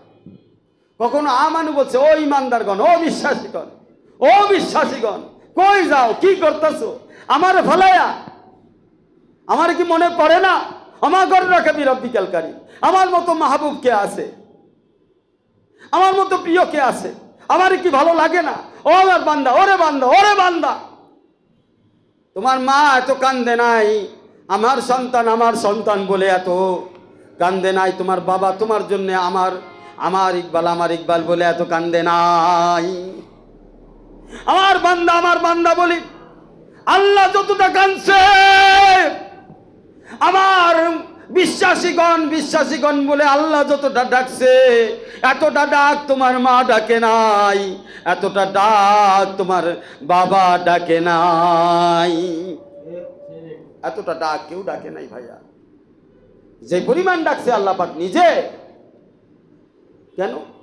গায়ে আল্লাহ বলতে যায়, দেখ তোর জন্য তুইও একটা কথা আমার বল যে আল্লাহ তোমার জন্য আমি যেন তোর জন্য যেমন বলতেছি, তুমিও আমার বান্দা, তুমিও বলো লিল্লাহ লিল্লাহ, ফিল্লাহ ফিল্লাহ, বিল্লাহ বিল্লাহ, মা আল্লাহ। তুমিও বলো আল্লাহ আমি তোমার জন্য, আমি তোমার জন্য। যতটা আল্লাহ তোমার ডাইকা কোরআনের মধ্যে বলছে আমার বান্দা তুমি আমার জন্য, ঠিক তেমনি ভাবে তুমি আল্লাহর বলো আল্লাহ আমিও তোমার জন্য, আমি আর কারো না, আর কারো হতে পারবো না। এটাই হচ্ছে আলহামদুলিল্লাহ, এটাই হচ্ছে আলহামদুলিল্লাহ। সকল প্রশংসা আল্লাহর জন্য। আল্লাহর জন্য এখানে আল্লাহ কি বুঝাইতেছে? তুমি আমার জন্য, আমি তোমার জন্য। তুমি কার প্রশংসা করো? কোরআনের প্রত্যেকটা জায়গায় বান্দাকে নিয়ে আল্লাহ আলোচনা করেছে। আল্লাহর কি দরকার ছিল তোমার নাম নেওয়ার? ইয়া আইয়ুহান নাস, ও আমার বান্দা, ও আমার বান্দা। আল্লাহর বলার দরকার কি ছিল? আল্লাহর জবান দিয়ে বের হয়েছে কোন আল্লাহ? আল্লাহ কে? তোমার আমার ধারণা নাই। তোমার কেন সমস্ত নবী সহ সমস্ত সৃষ্টিকুল সহ সব যদি কিয়ামত পর্যন্ত একত্রিত হয়ে যায়, সবার জ্ঞান যদি একত্রিত করা হয়, এরকম কোটি কোটি জ্ঞান যদি আরো বাড়ানো হয়, আরো যদি কোটি কোটি জ্ঞান বাড়ানো হয়, কি পরিমাণ জ্ঞান? এই পরিমাণ জ্ঞান ইকবাল তোমারে আল্লাহ দিছে যে তুমি তোমার মতো আরেকটা ইকবাল বানায় ফেলতে পারো। এতটা জ্ঞান যদি দেওয়া হয় তো তারপরেও তোমার জ্ঞানের অবস্থা কি? তোমার জ্ঞানের শেষ যেখানে, আল্লাহর জ্ঞান শুরুও সেখানে না। আল্লাহর জ্ঞান শুরুও সেখানে না। এমন এক জ্ঞানী, এমন এক ক্ষমতাশীল, যার শুরু আছে শেষ নাই। তার সীমানা কোথায় কেউ বলতে পারবে না, তার নিশানা কোথায় কেউ বলতে পারবে না। সে আল্লাহ তোমার নাম ইয়া আইয়ুহান নাস দ্বারা বলতেছে বারবার, ইয়া আইয়ুহাল্লাযীনা আমানু দ্বারা বলতেছে বারবার। তুমি একবারও তো আল্লাহরে বললা না আল্লাহ আমি তোমার। তুমি কতটা নাফরমান হতে পারো, কতটা অজ্ঞান হইলে তুমি এটা চিন্তা করতে পারো, কতটা তুমি আল্লাহর খাইয়া আল্লাহর পয়রা তুমি আল্লাহ থেকে দূরে সরলে এটা চিন্তা করতে পারো। তুমি একবারও বললেন না, একবারও তোমার জবান থেকে বের হইল না হে আল্লাহ আমি তোমার, হে আল্লাহ আমি তোমার, হে আল্লাহ আমি তোমার। কেন বলো না? লজ্জা করে? আল্লাহ বলার ক্ষেত্রে তো আল্লাহ লজ্জা করেন নাই। আল্লাহ কি লজ্জা করেছিলেন? তোমার যখন ডাক দিয়েছ ডাক দিয়েছে, তখন তো আল্লাহ লজ্জা করে নাই। আজকে তুমি আল্লাহকে আল্লাহর বলতে গিয়ে তুমি আল্লাহর এই কথাটা বলতে তোমার কেন শরম লাগে, কেন লজ্জা লাগে? এই কথাটা তোমার প্রতিষ্ঠিত করতে সমাজের মধ্যে কেন তোমার লজ্জা লাগে, শরম লাগে? এই কথাটা তোমার পরিবারের বাহিরে সমাজের মধ্যে এই কথার দাওয়াত দিতে গিয়ে তুমি কেন ওষুধ খাও? मैं जिसका था उसी का है उसी का रहेंगे, मैं उसके सवा किस पर पैदा हूं बता दो, ना मुझको देखा उनके जैसा कोई अगर है। আল্লাহর মতো কেউ তো নাই, আর হতেই পারবে না। তো কেউ যেহেতু নাই, আল্লাহর মতো কেউ হতে পারে না, তো আমি আল্লাহকে ছাড়া আর কার সাথে আমার সম্পর্ক হবে? আমি আল্লাহকে ছাড়া আর কার হতে পারি? কাকে ভালোবাসতে পারি? কার আশেক হতে পারি? কাকে আপন করে নিতে পারি? যদি আমি আপন করি, কার আপন হব? আল্লাহর আপন। যদি আমি ভালোবাসি, তো কাকে ভালোবাসবো? আল্লাহর ভালোবাসবো। এটাই হচ্ছে আলহামদুলিল্লাহ। আলহামদুলিল্লাহ বন্ধুরা আমার, এটাই হচ্ছে আলহামদুলিল্লাহ। আমার জবান, আমার দেখা শোনা, উঠা বসা, আমার চলাফেরা সব কিছু যেন আলহামদুলিল্লাহ হয়ে যায়। কি হয়ে যায়? আলহামদুলিল্লাহ হয়ে যায়। আলহামদুলিল্লাহ হচ্ছে প্রশংসা, আর লিল্লাহ, শুধুমাত্র লিল্লাহ হচ্ছে তাওহীদ। এইবার আল্লাহ বলতেছে রব্বুল আলামিন। রব্বুল আলামিন এখানে একটা অনেক রহস্যময় বিষয় আছে। এই রহস্যময় বিষয় হলো, তুমি ফেরাউন হয়েও না, তুমি নমরুদের মতো হয়েও না, তুমি হামানের মতো হয়েও না, তুমি কারুনের মতো হয়েও না, তুমি কেনানের মতো হয়েও না, তুমি সাদ্দাদের মতো হয়েও না, তুমি হিটলারের মতো হয়েও না, তুমি বর্তমান আমেরিকান বিল ক্লিন্টনের মতো হয়েও না, তুমি বুশের মতো হয়েও না, তুমি ট্রাম্পের মতো হয়েও না, ডোনাল্ড ট্রাম্পের মতো হয়েও না, তুমি আর কিছুই ওই কাফেরদের মতাদর্শ হিন্দুদের মতো হয়েও না। তুমি কার মতো হইবা? তুমি হযরতে আলী রাদিয়াল্লাহু তাআলা আনহুর মতো হও, তুমি হযরতে আবু বকর রাদিয়াল্লাহু তাআলা আনহুর মতো হও, তুমি ওমর হয়ে যাও, তুমি ওসমান হয়ে যাও, তুমি আবু হুরায়রা হয়ে যাও, তুমি আবু হুযায়ফা হয়ে যাও, তুমি আব্দুল্লাহ ইবনে আব্বাস হয়ে যাও, তুমি আব্দুল্লাহ ইবনে মাসউদ হয়ে যাও, তুমি সাহাবীদের মতো হয়ে যাও, তুমি বড় পীর আব্দুল কাদের জিলানী হয়ে যাও, তুমি মঈনুদ্দিন চিশতি হয়ে যাও, তুমি মুজাদ্দিদে আলফে সানি হয়ে যাও, তুমি শামসুত তেবরেজ হয়ে যাও, তুমি জালালউদ্দিন রুমি হয়ে যাও। এটার অর্থই হচ্ছে রব্বুল আলামিন। দেখছেন এটার অর্থ? তুমি মনসুর হাল্লাজ হয়ে যাও। রব্বুল আলামিনের ব্যাখ্যা এটাই যে তুমি মুতাকাব্বির হয়েও না। মুতাকাব্বিরের ব্যাপারে আল্লাহ বলেন যে অহংকার হচ্ছে আমার পোশাক, এটা নিয়ে তুমি টানাটানি করতে গেলে তুমি বেইজ্জত হয়ে পড়বা, তোমার ইজ্জত পান মাটিতে থাকবে না। মুতাকাব্বিরের একমাত্র উত্তরাধিকারী, একমাত্র ক্ষমতা হচ্ছে, অহংকারী জাত হচ্ছে স্বয়ং আল্লাহ। আমরা হচ্ছি তার বান্দা। আমাদের সাথে অহংকার মানায় না, আমাদের পোশাকের সাথে অহংকারওয়ালা কথা মানায় না, অহংকারের মতো বড় বড় কথা আমাদের জন্য মানায় না, এটা আল্লাহর জন্য মানায়, এটা আল্লাহর জন্য মানায়।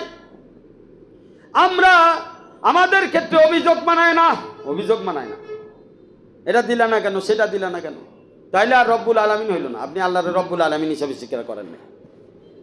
আপনার চরিত্র যদি ফিরআউনের মতো হয়, তাহলে আল্লাহকে আর রব্বুল আলামিন আপনি বানান নাই। কারণ ফিরআউন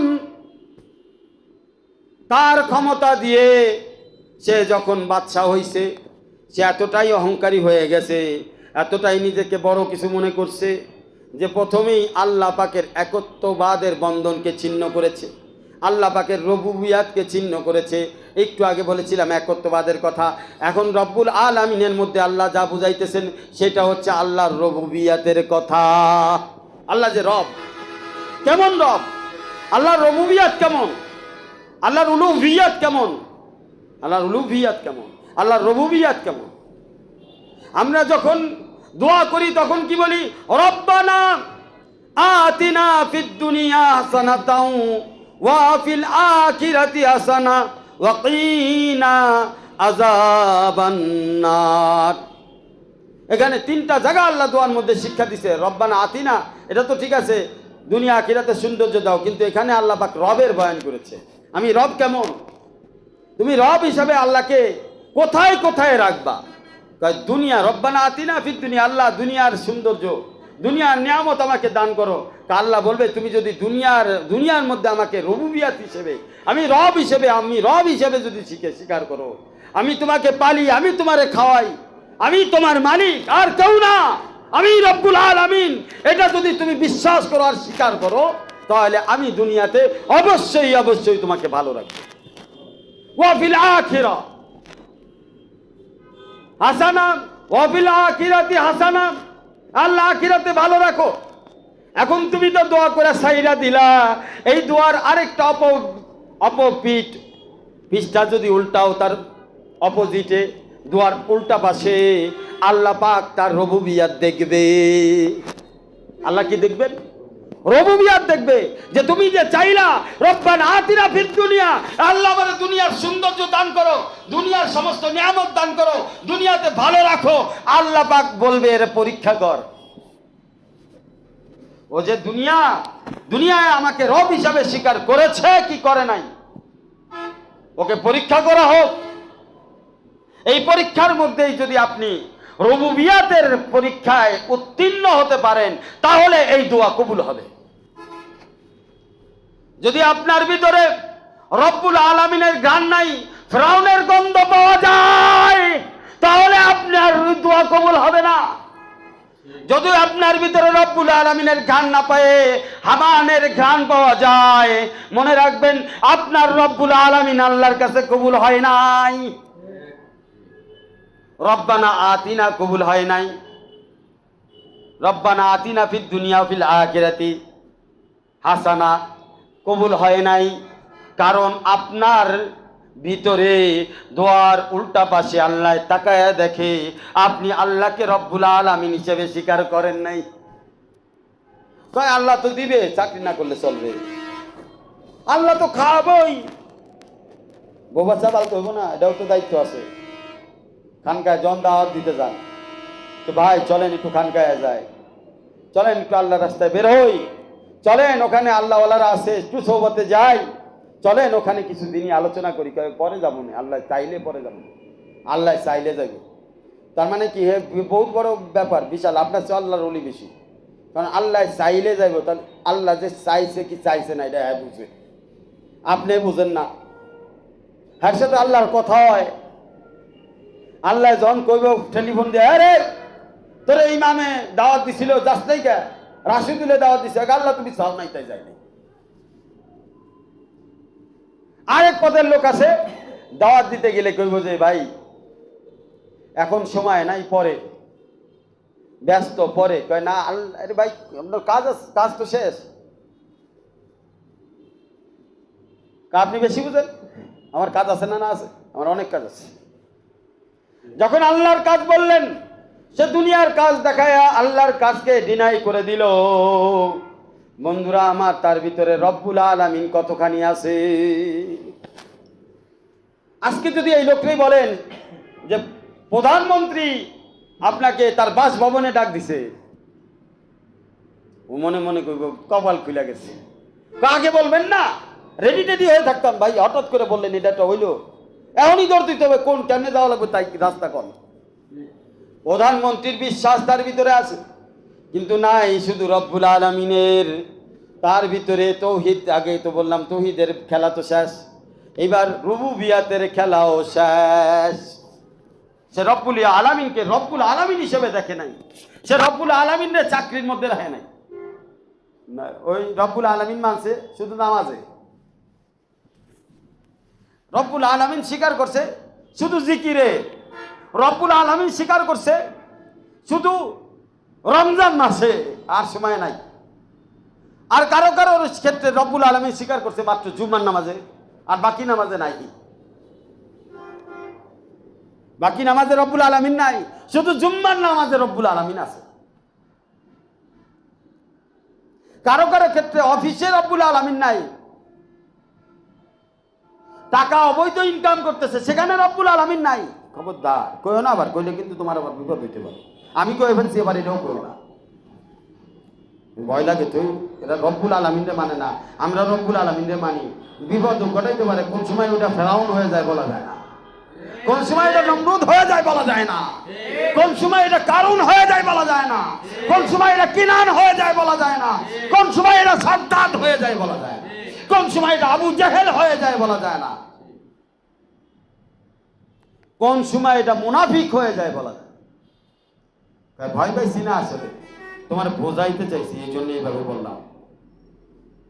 কিছু জিনিস অভিনয় করলে না বোঝানো যায় না, তোমারে বোঝানোর চেষ্টা করছি, তোমারে ভয় পাই নাই, কারণ আমরা রব্বুল আলামিনের বান্দা। আর তোমার রব্বুল আলামিন শুধুমাত্র জুম্মার নামাজের সময়। তো তুমি আল্লাহরে যে ভালোবাসো, অনেক সময় কও না আল্লাহ তোর খালি একার নাকি, আমারও আল্লাহ আছে। আমি কই আল্লাহ আমার একারই। কেন? তোমার আল্লাহ তো জুম্মার নামাজের সময় আয়, আসমানের নাম থেকে জমিনের মধ্যে, শুধু জুম্মার নামাজের মধ্যে আয়। তুমি যখন ফ্যাক্টরিতে যাও তখন তোমার আল্লাহ তো থাকে না, বাকি সময় নামাজের রক্তে তোমার আল্লাহ থাকে না। আর কারো কারো ক্ষেত্রে 5 ওয়াক্ত নামাজে থাকে, কিন্তু হারাম হালালের সময় আল্লাহ রব্বুল আলামিন গায়েব হয়ে যায়, রব্বুল আলামিন ওই জায়গায় থাকে না। হারাম হালালের সময় রব্বুল আলামিন নাই, 5 ওয়াক্ত নামাজে রব্বুল আলামিন তোমার। ব্যাংকের সুদি টাকা নেওয়ার সময় তোমার রব্বুল আলামিন নাই, ওই জায়গায় রব্বুল আলামিন গায়েব হয়ে গেছে। আর যখন খানকায় আইছো তখন রব্বুল আলামিন।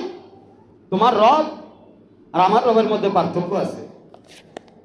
তোমার রব সম্পর্কে জানা বোঝা আর আমার রব সম্পর্কে জানা বোঝার মধ্যে পার্থক্য আছে।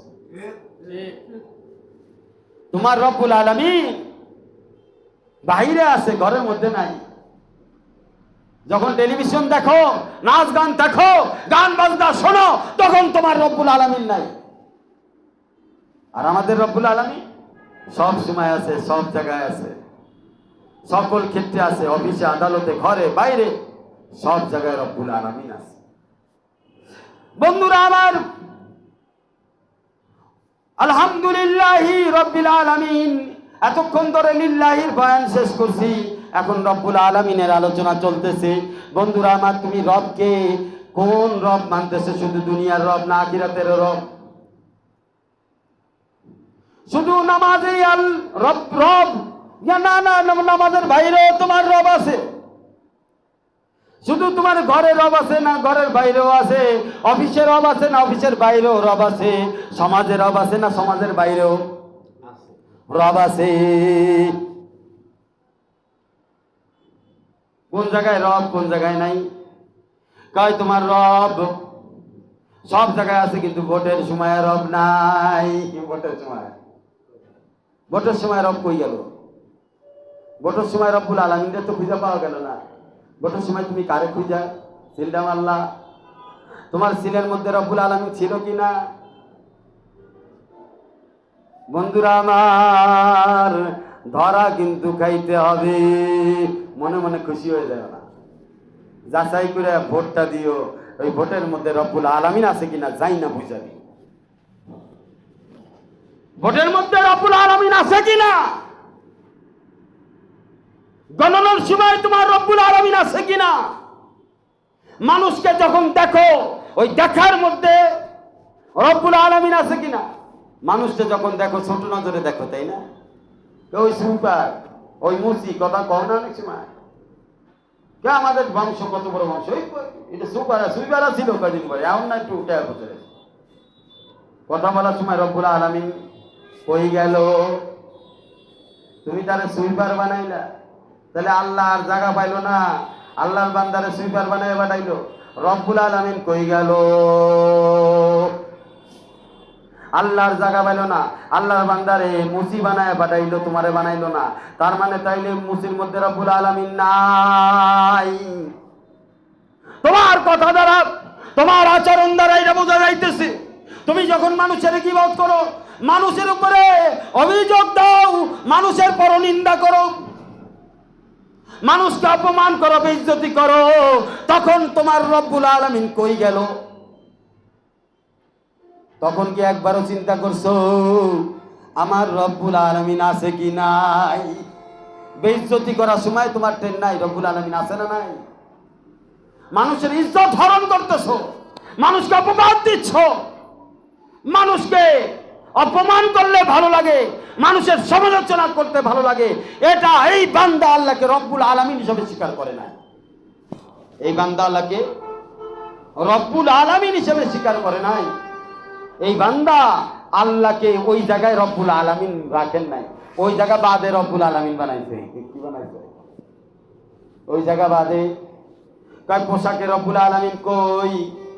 পোশাক তো খ্রিস্টানদের মতো বড় দেখা যায়। তাহলে তোমার রব্বুল আলামিন শুধু অন্তরে, বাইরের পোশাকে নাই? তো পোশাক আর অন্তর কত দূর ডিফারেন্স?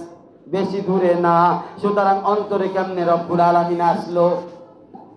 তুমি পোশাক পরলা না, রসুলের পোশাক তোমার পছন্দ হয় না, রসুলের দেওয়া টুপি পছন্দ হয় না।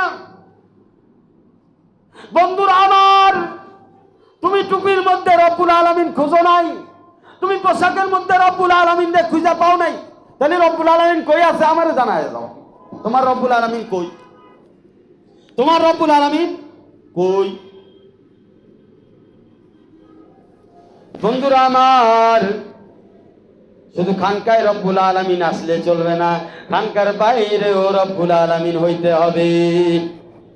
দিনের ব্যাপারে যখন দান সৎকার করা হয় তখন তুমি হাত লম্বা করতে পারো না কেন? তোমার মাথার মধ্যে শ্বশুর বাড়ি ঘুরতেছে, বাপের বাড়ি ঘুরে, কারো মাথার মধ্যে শ্বশুর বাড়ি ঘুরে, কারোর মাথার মধ্যে বিবি ঘুরে। এই কারণে টাকা থাকলেও হাত লম্বা হয় না। পকেটে টাকা আছে, হাত দিয়া কয় 200 টাকার নোটটা কই? এই আল্লাহ আল্লাহ করে জানি 100 টাকার নোটটাই পারে, 200 টাকা জানি হাতের আঙ্গুলে না বাঁধে। হুজুরে দেখে বললে তো মাইন্ড করবো, কেমনে আমি দিম হলে 100 টাকা 200 টাকা বাড়ি তো মান সম্মান করবো। পরে বউর কাছে কি জবাব দিব? রব্বুল আলামিন কই গেছে আমারে বলো? তোমার রব্বুল আলামিন কই? তুমি আল্লাহর রাস্তায় দানের ক্ষেত্রে তোমার হাত কেন ছোট? তুমি আল্লাহর রাস্তায় যখন চলো তখন মন কেন ছোট? তোমার রব্বুল আলামিন কই গেল? কই গেল তোমার রব্বুল আলামিন? তুমি আল্লাহকে রব্বুল আলামিন বলে মানো। প্রত্যেকটা সূরায়, নামাজে প্রথম সূরাই হচ্ছে সূরা ফাতিহা, প্রথম আয়াত হলো আলহামদুলিল্লাহি রাব্বিল আলামিন। তো লিল্লাহি রাব্বিল আলামিনের এই রব্বুল আলামিন সমস্ত আলমের মালিক যিনি, সে তোমার পকেটে টাকা না থাকলেও চালাইতে পারে, তুমি না খায়ে থাকলেও খাওয়াইতে পারে, তোমার ইজ্জত মানুষে নিতে চাইলেও আল্লাহ ইজ্জত দিতে পারে, তোমার পদ সবাই চিন্তায় করে চাইলেও আল্লাহ তোমার পদে বহাল রাখতে পারে, তোমার বাচ্চার বিয়া হয় না আল্লাহ বিয়া করাইতে পারে, তোমার সংসারে উন্নতি নাই আল্লাহ উন্নতি করাইতে পারে, তুমি অসুস্থ আল্লাহ সুস্থ করাইতে পারে, দুনিয়ার সবাই তোমারে ভয় দেখাইতেছে মাইরা ফেলবে আল্লাহ বাঁচাইতে পারে, আল্লাহ বাঁচাইতে পারে। তোমার কথাবার্তা আর কাজে কর্মে রব্বুল আলামিন কোথায়? এই রবটা কোথায়? ওই মুসা আলাইহিস সালামের রব কি মুসা আলাইহিস সালামের জামানায় গায়েব হয়ে গেছে? যেই মুসা আলাইহিস সালামের জামানায় মুসা আলাইহিস সালামের রব কি করছিল? নীল দরিয়ার সামনে বনি ইসরাইল আটকে গেছে 12টা দল। ওই সময় বনি ইসরাইলের ঈমান চলে গেছে, রব্বুল আলামিন আর ওই জায়গায় নাই। ওই জায়গায় শুধু একজন নবীর রব্বুল আলামিন ছিল, সেই নবীর নাম মুসা আলাইহিস সালাম। মুসারে কি কয়? যে পিছনে ফিরাউনের লস্কর, সামনে দরিয়া, নীল দরিয়া, চুপবা মরা তার উপায় নাই। আসলো এখন আমরা জানি না, আমরা ওই পথে গেলাম, তুমি আর তোমার রব কথা বলো। তাওহীদ কতটা শক্তিশালী! রব্বুল আলামিন রবকে মানলে, রবকে রবের মতো মানলে কতটা শক্তিশালী, একার কারণে 12টা দলের নাজাত হয়ে যায়।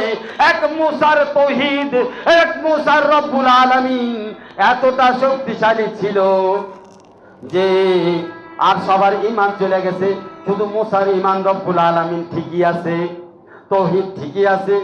জিবরাইল আলাইহিস সালাতু ওয়াস সালাম কোরআন নিয়ে চলে আসলেন। জিবরাইল আমিন আলাইহিস সালাতু ওয়াস সালাম বললেন, ও মুসা আপনার হাতে কি? ইচ্ছা করলে জিবরাইল আলাইহিস সালাম ডাইরেক্ট ফু দিয়ে 12 রাস্তা বানায় ফেলতো, কিন্তু আল্লাহ মুসাকে আল্লাহর হুকুমে জিবরাইল আলাইহিস সালাম মুসাকে কেন হুকুম দিল? লাঠি কেন? এই লাঠিটা সারেন। বন্ধুরা আমার, মনে রাখবেন, তৌহিদ যার ভিতরে থাকে, রব্বুল আলামিনের বিশ্বাস যার ভিতরে থাকে, আল্লাহর কুদরত তার মাধ্যমে প্রকাশ হয়ে যায়। আল্লাহর পক্ষ থেকে মুজিজা তার মাধ্যমে জাহের হয়। আল্লাহর পক্ষ থেকে ওই সকল আল্লাহর ওলিদের মাধ্যমে কারামত জাহের হয়। কারণ আপনার রব্বুল আলামিন আর আল্লাহর ওলিদের রব্বুল আলামিন এক না। বুঝছেন? বুঝেন এক না। যখন রব্বুল আলামিন হিসেবে মুসা আলাইহিস সালামের রব ডাক দিলেন, আল্লাহকে ডাক দিলেন রব্বি, তখন আল্লাহ সাড়া দিলেন, লাঠি ফালাইলেন, 12টা রাস্তা হয়ে গেল। বন্ধুরা আমার, সেই মুসা আলাইহিস সালামের রব্বুল আলামিন আজকে কি নাই না মারা গেছে? আদম আলাইহিস সালামের রব্বুল আলামিন আজকে নাই না মারা গেছে? হযরত সুলাইমান আলাইহিস সালাতু ওয়াস সালামের রব্বুল আলামিন আজকে নাই না মারা গেছে? হযরত ঈসা আলাইহিস সালামকে যেই রব চতুর্থ আসমানে উঠায় নিলেন, সেই রব্বুল আলামিন ওই চতুর্থ আসমানে চলে গেছে না এখনো আছে? এখনো আছে। যেই রব্বুল আলামিন হযরত মুহাম্মদ মুস্তাফা আল মুজতাবা আল মুরতাজা সাল্লাল্লাহু আলাইহি সাল্লামকে মেরাজে 27 বছর কাটায় নিলেন, সেই রব্বুল আলামিন কি উপরেই আছে না এখনো আছে? উপরটার নিচে নামে না। ইদ্রিস আলাইহিস সালাম জান্নাতে চলে গেলেন, ওই সাথে সাথে রব্বুল আলামিন কি জান্নাতেই চলে গেছে না এখনো আছে? হযরত ঈসা আলাইহিস সালামের রব্বুল আলামিন আছে, হযরত খিজির আলাইহিস সালাতু ওয়াস সালামের রব্বুল আলামিন আছে।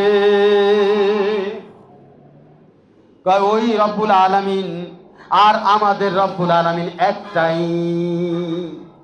কিন্তু আপনি আল্লাহ নামক ওই রবকে রব্বুল আলামিন সব জায়গায় কেন বানান নাই? কিছু জায়গায় রাখছেন, কিছু জায়গা রাখেন নাই। এরকম কেন বানাইলেন? আল্লাহ কি আপনারা এরকম বানাইতে কইছে রব্বুল আলামিন? যখন বিবির সাথে ঝগড়া হয় তখন রব্বুল আলামিন কই যায়? যখন বিবির সাথে ঝগড়া হয় তখন রব্বুল আলামিন কোথায় যায়?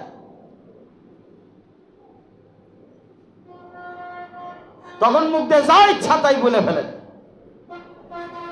আপনার জবানে লজ্জা করে না? জবান দিয়া এমন কেমন কিছু কুফুরি কথা বের হয় যা আল্লাহ আপনার কথা শুনলে লজ্জা পায়।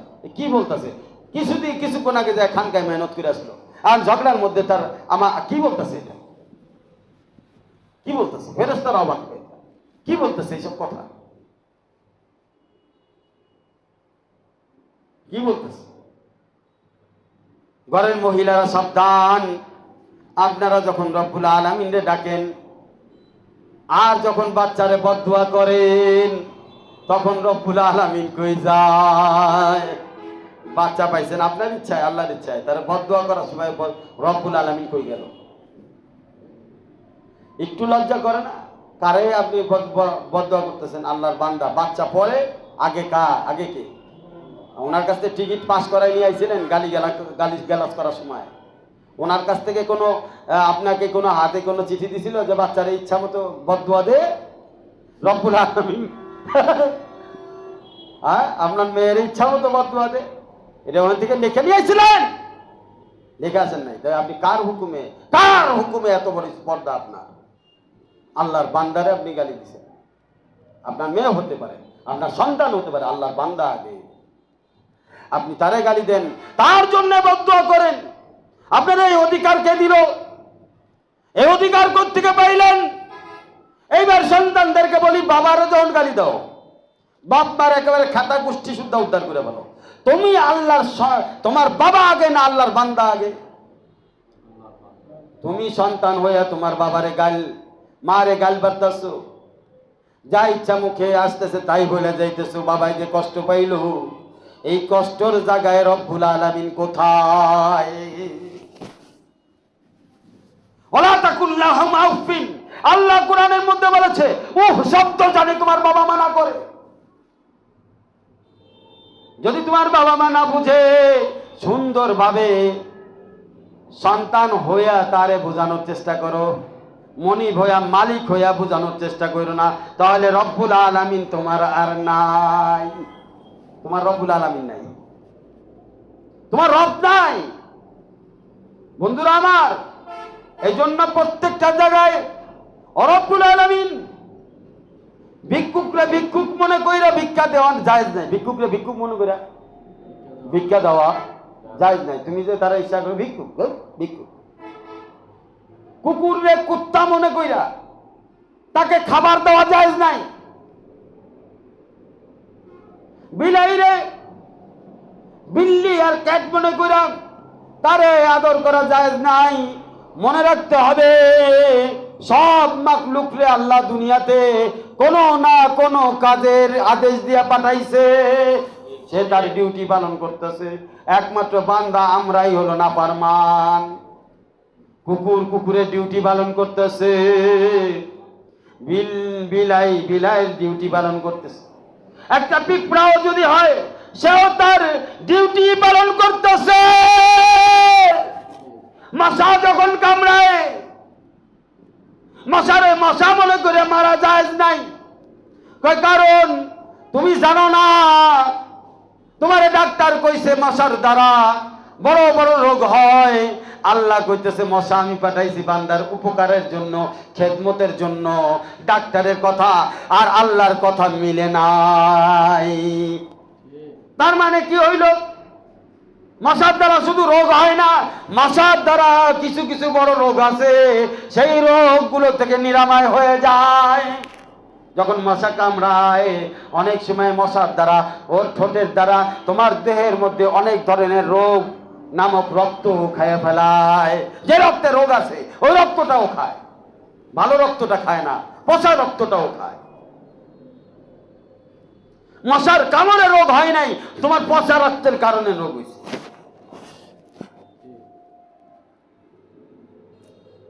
তুমি দেখো না যে মশা তো কামড়াইলো, একটা ফোড়া হইল না, একটা ফোড়া হয়েছে। মশা যেমনে কামড়ায় আর যেমনে থাপ্পড়টা আমরা মারি, তাতে তো মনে হয় যে পাহাড় মনে হয় ঢুকে গেছে, কি গেছে বাও মনে হয় ভাঙ্গিয়াই গেল গা, মনে হয় কালকে বড় একখান ফোড়া বেরোবে। আজ পর্যন্ত মশা কামড় দিছে, ফোড়া হয়েছে দেখাও না। কিন্তু রক্ত বসার কারণে কতবার ফোড়া হয়েছে দেখাও। তোমার ভিতরে রক্তের ইনফেকশন কারণে কতবার ফোড়া হয়েছে। মশা কামড়াইলেই যদি ফোড়া হইতো, মশার দ্বারাই যদি রোগ হইতো, তো কামড়ানোর সময় হইল না কেন? ওই সময় হয়নি, পরে ধরা পড়ছে। আরে পরে ধরছে, তখন কি মশা কামড়াইছিল? তোমার রব্বুল আলামিন ঠিক নাই, আসল জায়গায় কথা কইবে না। তোমার রব্বুল আলামিনই ঠিক নাই। তুমি রব্বুল আলামিনকে মশার মধ্যে ঢুকাইছো যে এটা কামড়াইলে রোগ হবে।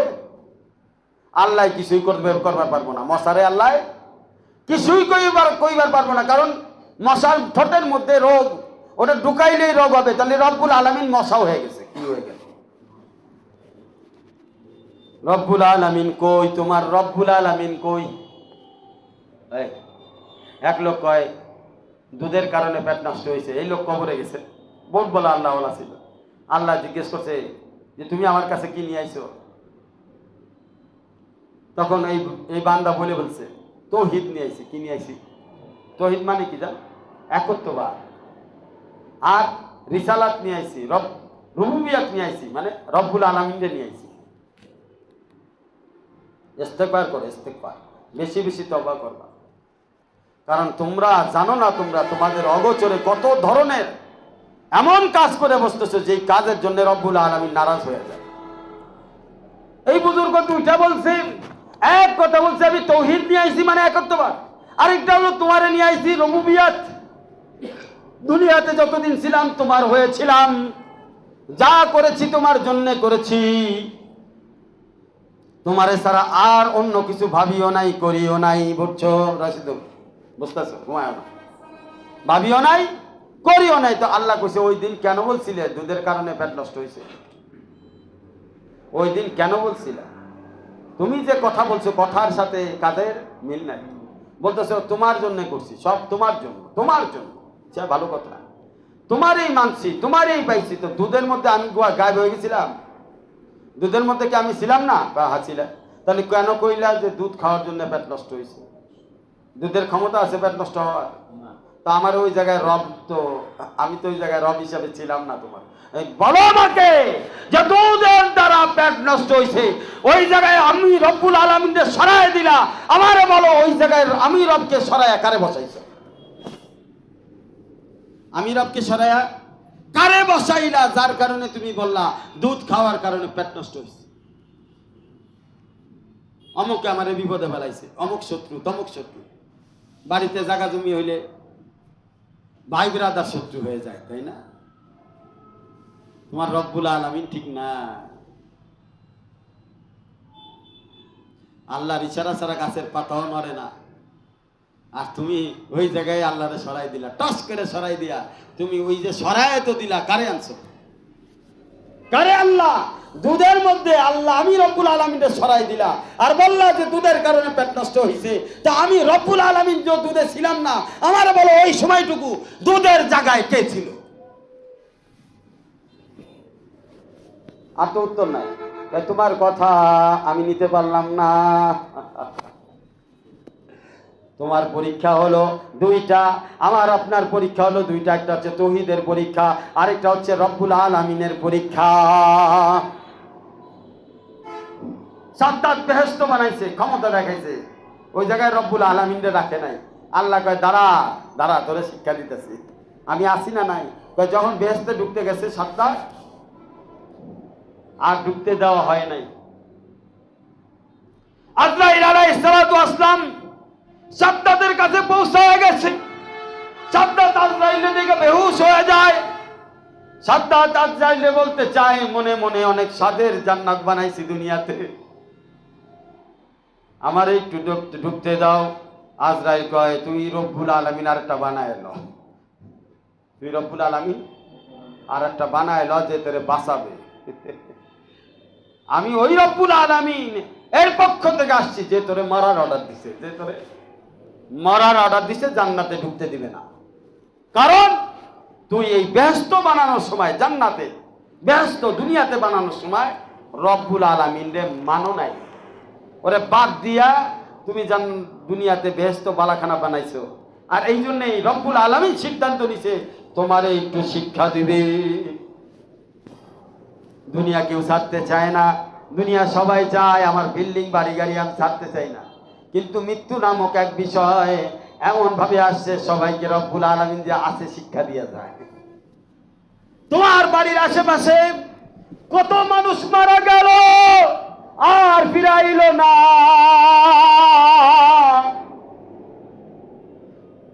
এইগুলা দেখো কি তুমি বুঝো না? রব্বুল আলামিন তোমারে কি শিক্ষা দিতে চায়, কি বুঝাইতে চায়? রব্বুল আলামিন সব মায়া দয়া এই ভালোবাসা ছেড়ে একদিন তোমাকে চলে যেতে হবে। একদিন তোমার এই সাদের বিল্ডিং, বাবা মা ভাই বোন আত্মীয় স্বজন আপনজন, দুনিয়ার মান সম্মান পদ সব দিতে হবে বিসর্জন। ও রে মন, সব দিতে হবে বিসর্জন। কুরবানি দিবা না? কুরবানি আমি নিব। তোর বাপ মা ছাড়তে হবে, যে জায়গায় আমার রাখস নাই, বাপ মা রাখছ রব্বুল আলামিনের রাখস নাই। বিবি ছাড়তে হবে, যে বিবির মধ্যে আমি রব্বুল আলামিনের রাখো নাই। সন্তান ছাড়তে হবে, যেই সন্তানের মধ্যে আমি রব্বুল আলামিনকে তুমি মানো নাই। ওই সম্পদ ছেড়ে দিতে হবে যেই সম্পদের মধ্যে, যেই ব্যবসার মধ্যে, যেই চাকরির মধ্যে আমি রব্বুল আলামিনকে তুমি রাখো নাই, তুমি, তাহলে আজকে তোমাকে ছেড়ে দিতে হবে। মৃত্যু এসে তোমাকে জুদা করবে, কোরবানি দিতে হবে, সব কোরবানি দিতে হবে। কোরবানি মানে কি? যে শেষ, তোমার সাথে কানেকশন শেষ, আর কানেকশন নাই, আর হবে না ফেরা এই ভবেতে,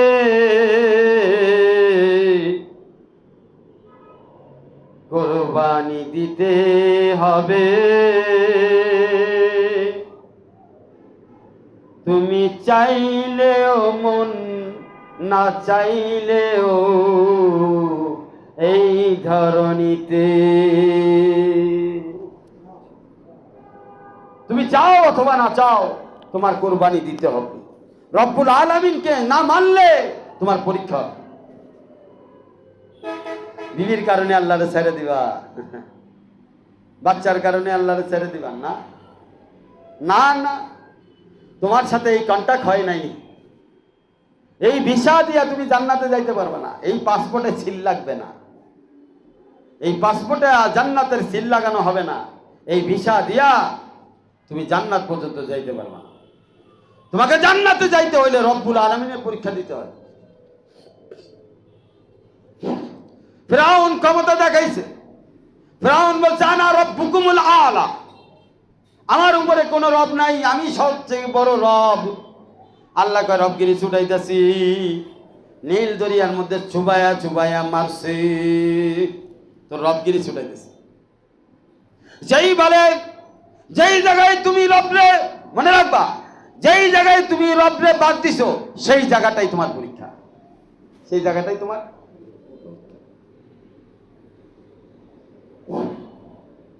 কেউ যাইতে চায় না মন, কেউ চায় না, সাদ্দাত চায় নাই তার বেহেশত চলে যাক, দুনিয়ার বেহেশত আর কি। ফেরাউনও চায় নাই তার বাদশাহ, তার রবগিরি চলে যাক। নমরুদ চায় নাই তার বাদশাহী চলে যাক। নমরুদ তো তীর মাইর আল্লাহরে দেখাইবার চাইছে মাঠের মধ্যে শেষ করার জন্য। কেউ চায় নাই, কিন্তু সবাইকে যাইতে হইছে। আল্লাহ পাক একটা ল্যাংড়া মশা পাঠাই দিছে, পাশায় দিয়া নমরুদের কানের মধ্যে দিয়া ঢুকাইয়া, নাকের মধ্যে দিয়া ঢুকাইয়া, মাথার মধ্যে ঢুকাইছে। এবার কিছুক্ষণ পরে কলিং বেল টিপ দেয়, মশাই কি করে, কলিং বেল ক্রিং, আর মাথা পাগল হয়ে যায়। আর নমরুদ কয় আয় রে আয়, জুতা দিয়া ঠিক কর মাথা। যেই আসে তারই কয় জুতা দিয়ে বাইর, মাথা ঠিক হইব। এইভাবে জুতার বাড়ি খাইতে খাইতে রাজ সিংহাসনে তার মৃত্যু হয়ে গেছে। রব্বুল আলামিনের ধোকা কোন জায়গায়? ব্রেনে। তুমি আকল দিয়া আল্লাহকে আল্লাহ মানো নাই, তোমার আকলে ধোকা কেন খাইলো? এই জন্য যে রব্বুল আলামিন হিসেবে আল্লাহকে মানে না, রব্বুল আলামিন হিসেবে আল্লাহকে প্রতিষ্ঠিত করে না, তার আকলকে আল্লাহ মুনাফিক বানায়া দেয়, তার আকলকে আল্লাহ ব্যাকল বানায়া দেয়, তার আকলকে আল্লাহ গাদা বানায় দেয়। আমার সাহেব পীর মুর্শিদ আর বিলাসা কি মোহাম্মদ আক্তার সাহেব নাব্বার আল্লাহ আমার কথা বলে ইন্টারন্যাশনাল গাদা, এটা বাইনাল আকওয়ামি গাধা, এটার নাম দিছে গাধা, বাইনাল আকওয়ামি গাধা। এটা আকল নাই, এটা ব্যাকল, মূর্খ। কারণ তার আকলে ধোকা খাইছে, তার আকলের মধ্যে রব্বুল আলামিন নাই, তার আকলের মধ্যে দুনিয়ার গান্দা পচা বাসি খাবার দিয়ে ভরপুর। আকলের ধোকা এটা। এই জন্য দেখবেন যেখানে আপনার রব্বুল আলামিনের সমস্যা আছে, কোথায় বুঝতে পারবেন? এবার একটু বলতে, এটা এলাজ বলি, ওষুধ বলি। কেমনে বুঝবেন রব্বুল আলামিনের ধোকা আছে কি না আছে? নামাজে দাঁড়াবেন, 2 রাকাত নামাজ পড়বেন খুব শান্তির সাথে, মন দিয়া, কি দিয়া, নফল নামাজ পড়েন, ফরজ নামাজ, তাহলে আস্তে আস্তে ফরজ নামাজও বুঝতে পারবেন। নফল নামাজ 2 রাকাতে দাঁড়াবেন, দাঁড়ানোর পর একদম ধ্যান সহকারে আল্লাহর জন্য সিজদাটা দিবেন। আল্লাহ ছাড়া যেন আপনার অন্তরের মধ্যে কোনো কিছু না আসে, পুরা খেয়াল রাখবেন, ধ্যান খেয়াল রাখবেন। ওই ধ্যানের মধ্যে যেইটাই ঢুকবে আল্লাহ ছাড়া, ওই জায়গায় আপনার রব্বুল আলামিন নাই। ওই জায়গায় এইবার আপনি আপনারা চেক করেন, যেখানে যেখানে রব্বুল আলামিন নাই ওই জায়গাগুলো ঠিক করে নেন। নামাজে পড়ছেন, এখন বউর কথা যদি নামাজের মধ্যে আইসা গেছে, অফিসের কথা যদি আইসা গেছে, তা বুঝতে হবে রব্বুল আলামিনের ভেজাল আছে, রুবুবিয়াতে ভেজাল আছে 100%। এটা শুধু আপনার জন্য না, আমার জন্য। কারণ রব্বুল আলামিন ঠিক করতে হবে। তাওহীদ ঠিক করতে যদি লাগে 20 বছর, রব্বুল আলামিন ঠিক করতে লাগবে 40 বছর, গেল 60 বছর। বুঝতে পারছেন? এই দুইটা ঠিক করতে যদি 60 বছর লাগে, বাকি থাকে আর কয় বছর? বন্ধুরা আমার, এই জন্য সময় হাতে নাই, তাড়াতাড়ি রব্বুল আলামিনকে চাই। কি চাই?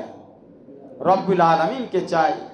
আর বন্ধুরা আমার, সর্বশেষ মেসেজ হচ্ছে আমরা যেই ফ্যাক্টরিতে চাকরি করি সেই ফ্যাক্টরির নাম হলো দ্বীন ইসলাম। এই ফ্যাক্টরির এমডি সাহেব হচ্ছেন স্বয়ং আল্লাহ, প্রোপাইটার, প্রডিউসার এবং মালিক একমাত্র কে? আল্লাহ পাক স্বয়ং। আর আমাদের ডিউটি কি? দুইটা ডিউটি, তাওহীদ ঠিক করা আর রিসালাত ঠিক করা, অর্থাৎ রব্বুল আলামিন ঠিক করা। তাওহীদ হলো একত্ববাদ, আর রিসালাত হচ্ছে রাসূল নবী আলাইহিস সালাতু ওয়াস সালাম যেমনি ভাবে রিসালাত ঠিক করে গেছে।